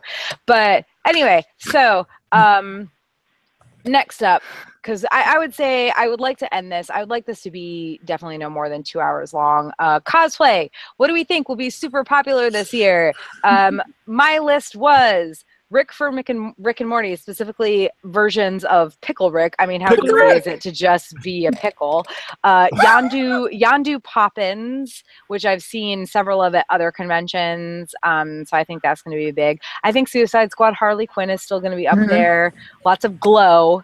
I mean, I personally am cosplaying Glow, so, you know, and also tons of Wonder Woman and Amazon, you know, generic Amazons. And also maybe some Moana, specifically Tafiti, because she seems to be the most popular. I mean, really, she's the easiest to do because you can just paint yourself green and you're not being, you know, racist, per se. And then Handmaid's Tale, I think we'll see a ton of handmaids, maybe some wives. Princess Leia. Yeah. Jyn Erso. Maybe. I think we'll see Jyn Erso, but I think we'll see more Princess Leia just because of Yeah. I mean, Disney is always popular. You can never really go wrong with Disney. Yeah. Yuri on Ice is still popular. It's still big. Did you say Yuri on Ice? Yeah. It's listed on mine. I don't even really follow, but I was like, if you're into anime, it's a big one. It's huge. Yeah. My Hero Academia too for anime. Of course, if you see a costume and you don't know what it is, just assume it's anime. Yeah. I think that's what everybody does. Like, if you see a costume on anybody and you don't know what it is immediately, just, okay, it's anime. Fine. It's anime. Yeah, pretty much. That's how I am. Anybody else thoughts? Yeah, I pretty much agreed with everything you said, Tara, except for I'm adding in Overwatch, maybe some Spider-Man, and I know there'll be some Femme Doctor Who out there. I really think that'll be out there. A lot of Marvel, DC, because of all the stuff coming out. That's kind of reiterating. I think, like I said, Disney is always a big thing. Stranger Things more of that, especially since it's dropped and people are going to be doing that. Yeah. I think a lot of Steven, possibly. Is there any big anniversaries this year? Yes, but I don't remember them right now. But there are some big anniversaries. Yeah, I don't know what they are. If there are, Buffy. I think Buffy is. Yes, Buffy is having a big thing. 25th. Yeah. I want to say it's the 25th. It could be 20th. It is the 25th, I believe. No, wait. No, it's the 20th. Yeah. Hold on. Buffy the Vampire SG1. Slayer anniversary. Stargate SG1. That'll be a big one. Oh my God, I'm 20th. so excited, y'all. It is. Oh yeah, and Matt Smith is going to be there this year, so there's probably going to be a lot of Doctor Who for that. Ooh, Yeah. 40th anniversary of Star Wars. Oh. Yeah. I guess I always forget that, I forget about the Star Wars, or not forget, but I went to Star Wars Celebration, so it's Star Wars. There's always lots of Star Wars, right? Yeah. Well, Star Wars is well represented at Dragon Con. When you have your own track that will never be taken away, that is permanently locked down in perpetuity. Thank you, Disney. Well, I mean, honestly, it could have been taken away, or not, or There's merged no with way. other track. No, it could have been. It could have been if it had gone the way of Tolkien, but it hasn't. Because there's been new Star Wars. Okay, I get what you're saying. Okay, I see what you're saying. Yeah, sure.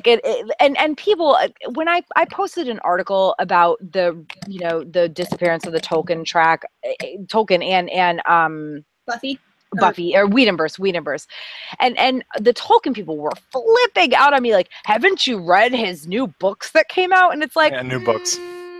You mean his son's new books that he's compiled from his notes? From his dead father's notes. Yeah. Or dead father's, stories.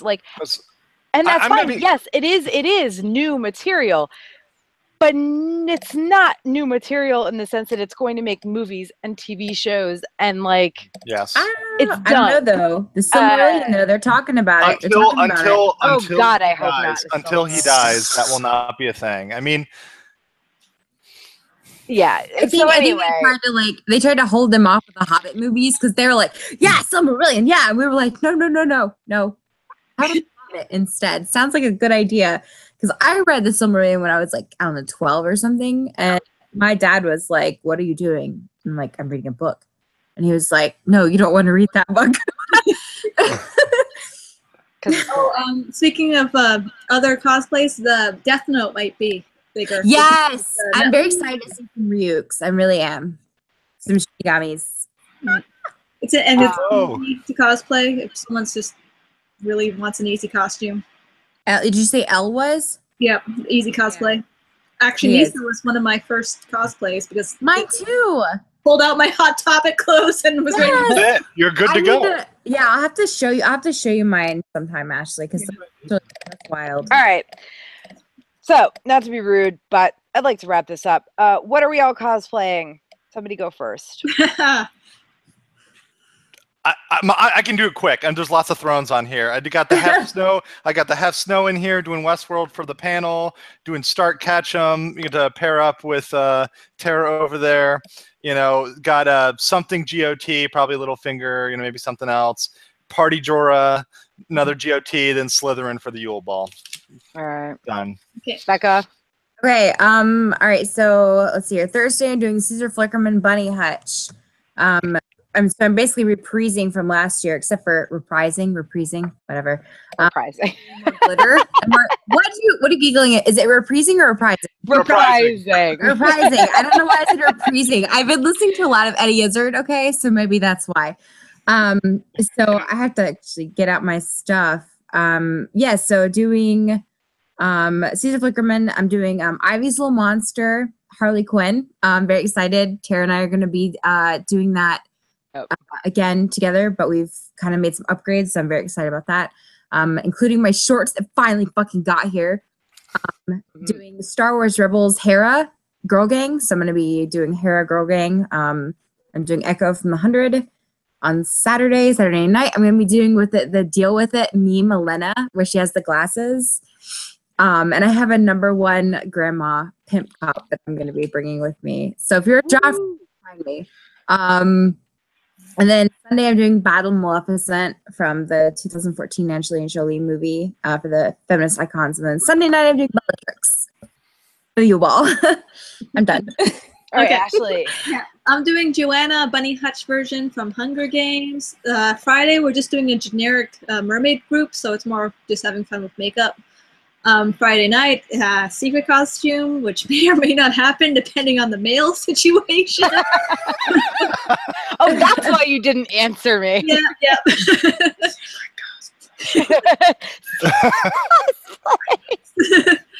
Saturday is I'm just doing the one costume because it involves body paint. It's going to be Yuri on Ice, but it's an AU, so it's a kind of a fan version where he's a king of the night. So I'm blue.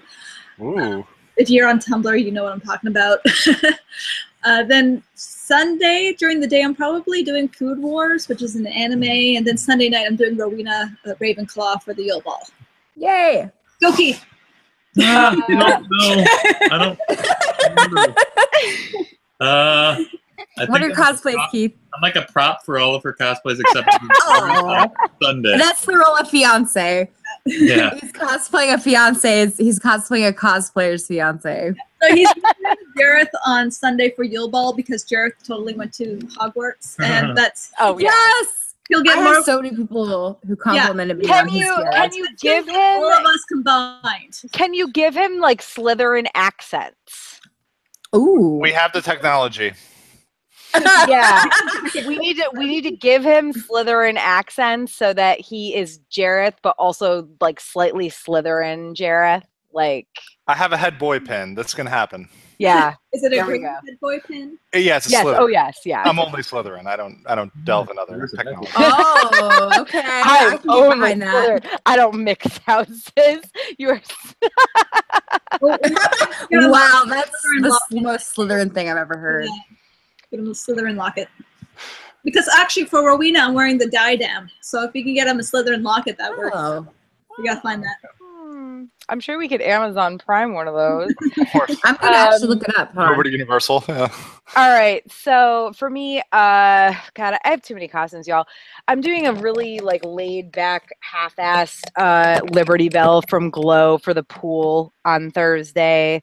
And then Thursday night is Effie for Hunger Games Bunny Hutch, and then Friday is Suicide Squad style Poison Ivy with Becca. Friday night is Team Casterly Rocket version 2.0 with Brian as my James, aka Jamie.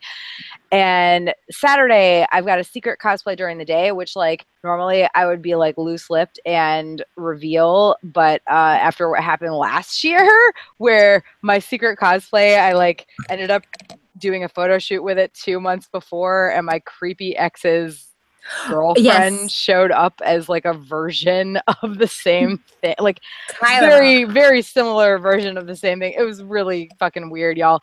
So my secret cosplay is a goddamn secret cosplay. I think two people know what it is right now.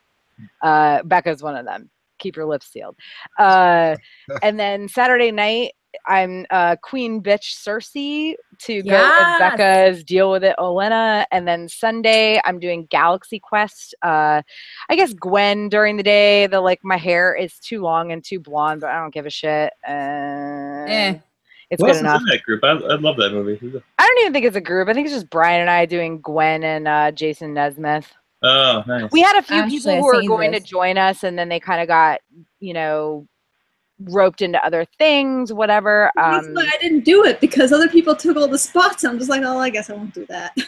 But yeah, so we're doing that during the day, and then I'm doing Steampunk Hufflepuff, just a generic Steampunk Hufflepuff Sunday night. Steampuff. Yeah, Steampuff. So yeah, lots of cosplay. I always say every effing year, I say I am not going to do things like 2 costumes a day, and I always do it. So I've dropped like 7 cosplays since I started from last year. I was gonna do Mrs. Packard from Atlantis: The Lost Empire, and I also was gonna be doing Bjork because apparently I look like Bjork. I don't see it, but I think it's the eyes. Yeah, the Scandinavian eyes. Y'all, I'm really drunk. So anyway, so those are our cosplays. Other stuff. We'll rush through this a little bit. Parties Thursday, Marriott pool in the afternoon for drinks and fun. Usually we show up around like 1 or something, 1 or 2. We're there for a couple hours. Bunny Hutch is Thursday night. It's at the Hilton this year. Friday, Zombie Prom is Friday night. And like I said earlier, my buddy Adam of Level Up Events is DJing. Yay! Saturday, I have no idea. Some of us are going to the aquarium. We've got that Looney Theories panel that's from 10 to 11. So I kind of think we're not going to be doing any big parties, but I think it's Heroes and Villains. Heroes and Villains. I don't know what night the Spectrum party is. And I think party on Alderaan or Party for Alderaan or whatever it is also last party on Alderaan last is party on on Alderaan. Saturday, and that's in I believe the Hilton. The Hilton. Doctor Who party this year too. Yes, it's on the same night as well. And then Sunday is the Yule Sunday. Ball, and also the Yule Ball's at the Marriott. The Steampunk party is at the Sheraton this year. Like we went to the Steampunk party last year because it was at the Hilton, but nobody wants to go to the Sheraton. Yeah. Andrew, you said the parties page is frequently updated. Yeah, parties page is updated? good. Yeah, I'm not going to go through all the things on the parties page, but they update it pretty religiously, and that's been a pretty good resource. So just go to that page. That is really www.deconparties.com. Just beware, though, that if a party that's listed there does not take place at a host hotel, meaning the Sheraton, the Westin, the Hilton, the Marriott, or the Hyatt, that means that party likely has a cover charge or is a ticketed event. Correct. So I'm sorry? And a weapons policy. Yeah, and a separate weapons policy and or bags policy. Yes. Some of them don't even allow like anything bigger than a clutch purse if you're a girl, like that type of thing. Guests this year, I mean, honestly, I'm not a big guest person. They've got a lot of people from the 100 again. They've got John Barrowman is there for a couple days. There's a few people from Michael Rooker, Sean Gunn are there from not Galaxy Quest. God damn it, Guardians of the Galaxy. Right. Anybody else? So we got Stan Lee this year. We got.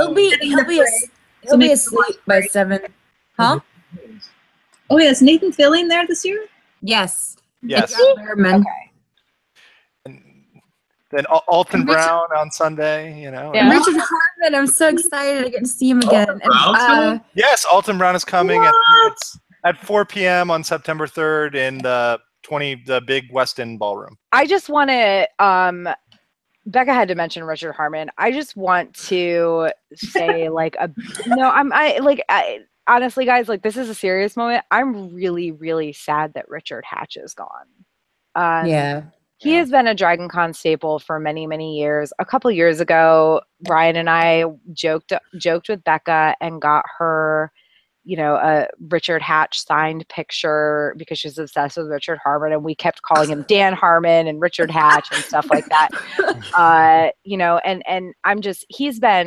Richard Hatch was a Dragon Con staple for I don't even know how long, but I've ran into him at parties. I've ran into him on the street. I've ran into him at restaurants. I've walked up and talked to him at his, booth in the Walk of Fame. And it's like, Dragon Con is not going to be the same without him. It really isn't. Whether or not you're a big fan or whatever, or a fan of Battlestar Galactica, it's really not going to be the same without him. So, that's really sad. Battlestar, I thought he was in Star Trek. He did like a Star Trek fan film, but no, he was in the original Battlestar and he was in the new Battlestar. So So yeah. Anyway, so those are guests, and other than that, I don't know. I think we can move to closing question, which is, what is your favorite Dragon Con memory to date? And how do you hope to top it this year? Oh man, that's hard. Let's say watching the neighbors with. Oh my god, I forgot you were there. That was last year Friday night. I was so drunk. Like I know. That was a crazy night. Yeah.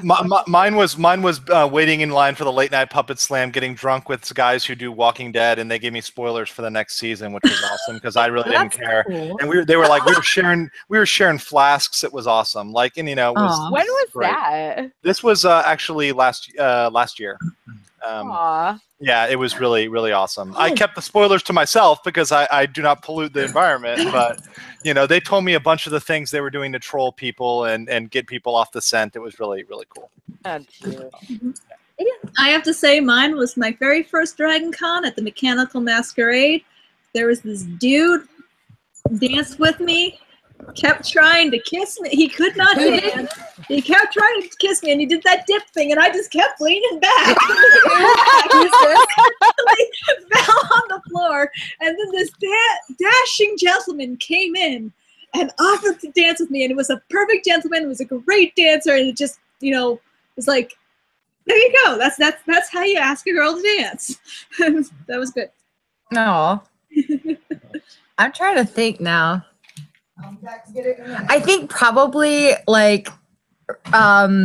when Keith was drunk and he said he was gonna go hunt down Richard Harmon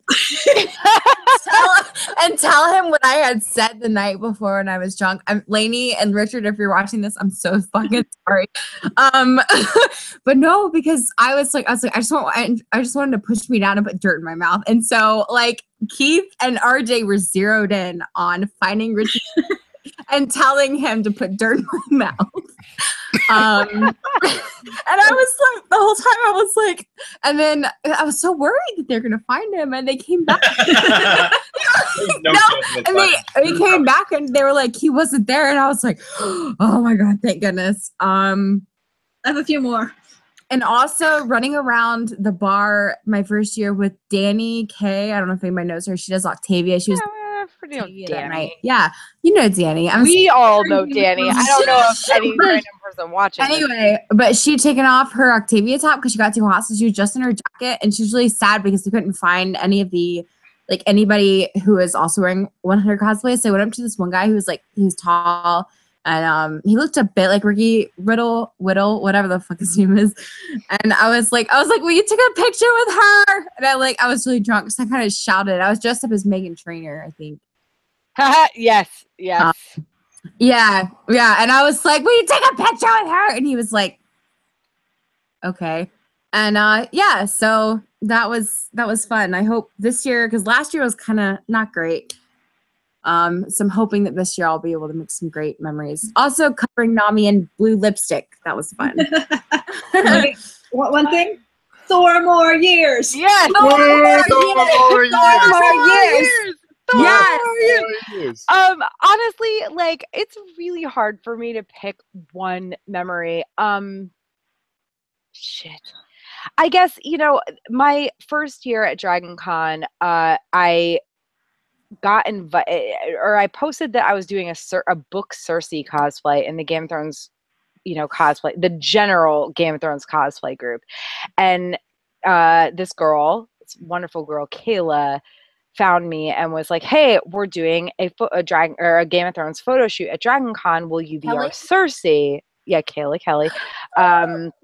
And so she was Joffrey. So if it, honestly, I will tell you guys this much. If it had not been for her inviting me to be the Cersei at that Dragon Con Game of Thrones photo shoot, Ice and Fire Con probably wouldn't exist. So it's I can't help but look back at that and be like, I remember going to that photo shoot and I was so hungover because it was Sunday and I was so hungover from the night before, but I filled this Bubba Keg mug that I had with Bloody Mary and went to this photo shoot, and by the time the photo shoot was done, I was wasted, and then I'm just wandering around drinking as Cersei, and people like I wasn't wearing a show costume, so there was no way that people should have known who I was, but they did. It's in character. Yeah, I got called out as drunk Cersei so much, and this was 2012, so this was when there'd been 2 seasons of the show, I think, right? Yes, yeah, 2 seasons of the show. You know, and don't get me wrong, like last year, literally all of DragonCon 2016 was my absolute, not just, it was my best DragonCon experience ever, and it was definitely my best non-Ice and Fire Con convention experience ever too. So like last year as a whole, Thor More Years and all that stuff was just like having the random party in our room on Sunday night where like 60 people showed up and security got called on us. Like that was all amazing. Yes. But like, balcony con. I just, in general, like I always look back to my whole first year at DragonCon was amazing. But that one situation where I was invited to be part of that Game of Thrones, you know, cosplay photo shoot as just a book cosplayer, like not some screen accurate shit, and met, you know, people who I will be friends with for life, and met people who changed my life because meeting them meant that Ice and Fire Con is a thing that exists. I don't know. I totally agree. Yeah, no, I mean, I met all you guys through DragonCon, and that. Yeah, if your first year was 2013, like I remember you like coming up to us when we were doing our like Lolita superheroes photo shoot, and you're like, "Hey, that's Ashley from Podcast Ice and Fire." Andrew, I met you because you were gently hurt. You're playing shepherd to very drunk Becca on Saturday night. You were like hurting me. You're like, that small thing, and I was like, it's a tall person. Like that's how I met you. That's how I remember you. And that's the thing with DragonCon. You just got to go with it. You just got to do, you know, hang out, leave yourself open to meeting people, and like you may meet people who are your best friends, you know. And that's I like, you know, saying off on DragonCon and why I love going back, because I always meet people that I just end up really enjoying. So yeah, I think that's kind of the best way to close this thing is saying like, you, no matter what, like, plan your DragonCon out, y'all. Like, pick what you want to do. Put a list up. Like, go on the app and, you know, sign up for the panels and stuff. But like, leave yourself open to random changes. Because like, if I hadn't kind of allowed myself to have those random changes, if I hadn't gone with the flow at times, I probably wouldn't have met a lot of the people I've met today, or whatever. So make your schedule and then be prepared to change it. Yeah. Yep. On a whim. Yep. Yeah. Also, I was in an elevator once with Loris. Anyone else got any elevator stories? The Beastie Boys. I remember that. I was in my underwear when we were doing that. He was in his underwear when we met Loris in the elevator. And now he's Iron Fist. That year it was 2015 is my first year. And I was kind of like, I was waiting for you because you guys were doing Hodor, the Hodor fan, the Christian Nairn, when we get to the basketball, the basket case.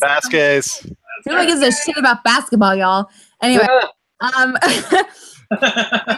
no, I was like standing off to the side, and he was like, "Hey," and I was like, I kind of side. I was like, "What?" And he was like, "You want to get a picture?" And I was like, "I'm good." I was like, it's $10, right? He's like, yeah. And I was like, okay, I'm just gonna hang out here. And he was like, so he took my camera when his handler's back was turned and took a photo of us, and I didn't have to pay for it. And I'm just like, no. Oh, I don't know. There's one elevator story, and Tara knows what I'm talking about. And I'm never gonna say it out loud because yeah. I mean, I don't have any like famous people elevator stories. Yeah. I've run into famous people on street corners and stuff at DragonCon. Oh my God, the mom and the guy friend from Buffy. I can't remember his name right now. The actor's name, Nick something maybe. I don't know. I've ran into a lot of people at Dragon Con, but it's never, it's always just kind of been like a momentary reaction. It's never been anything super silly, which is kind of what I like about Dragon Con, is that these actors and stars and stuff that go there, they really can be themselves there more than they can be themselves at other conventions, specifically San Diego. Yeah. But yeah, so all right, so I'm gonna wrap this up because we're already like just over 2 hours in length.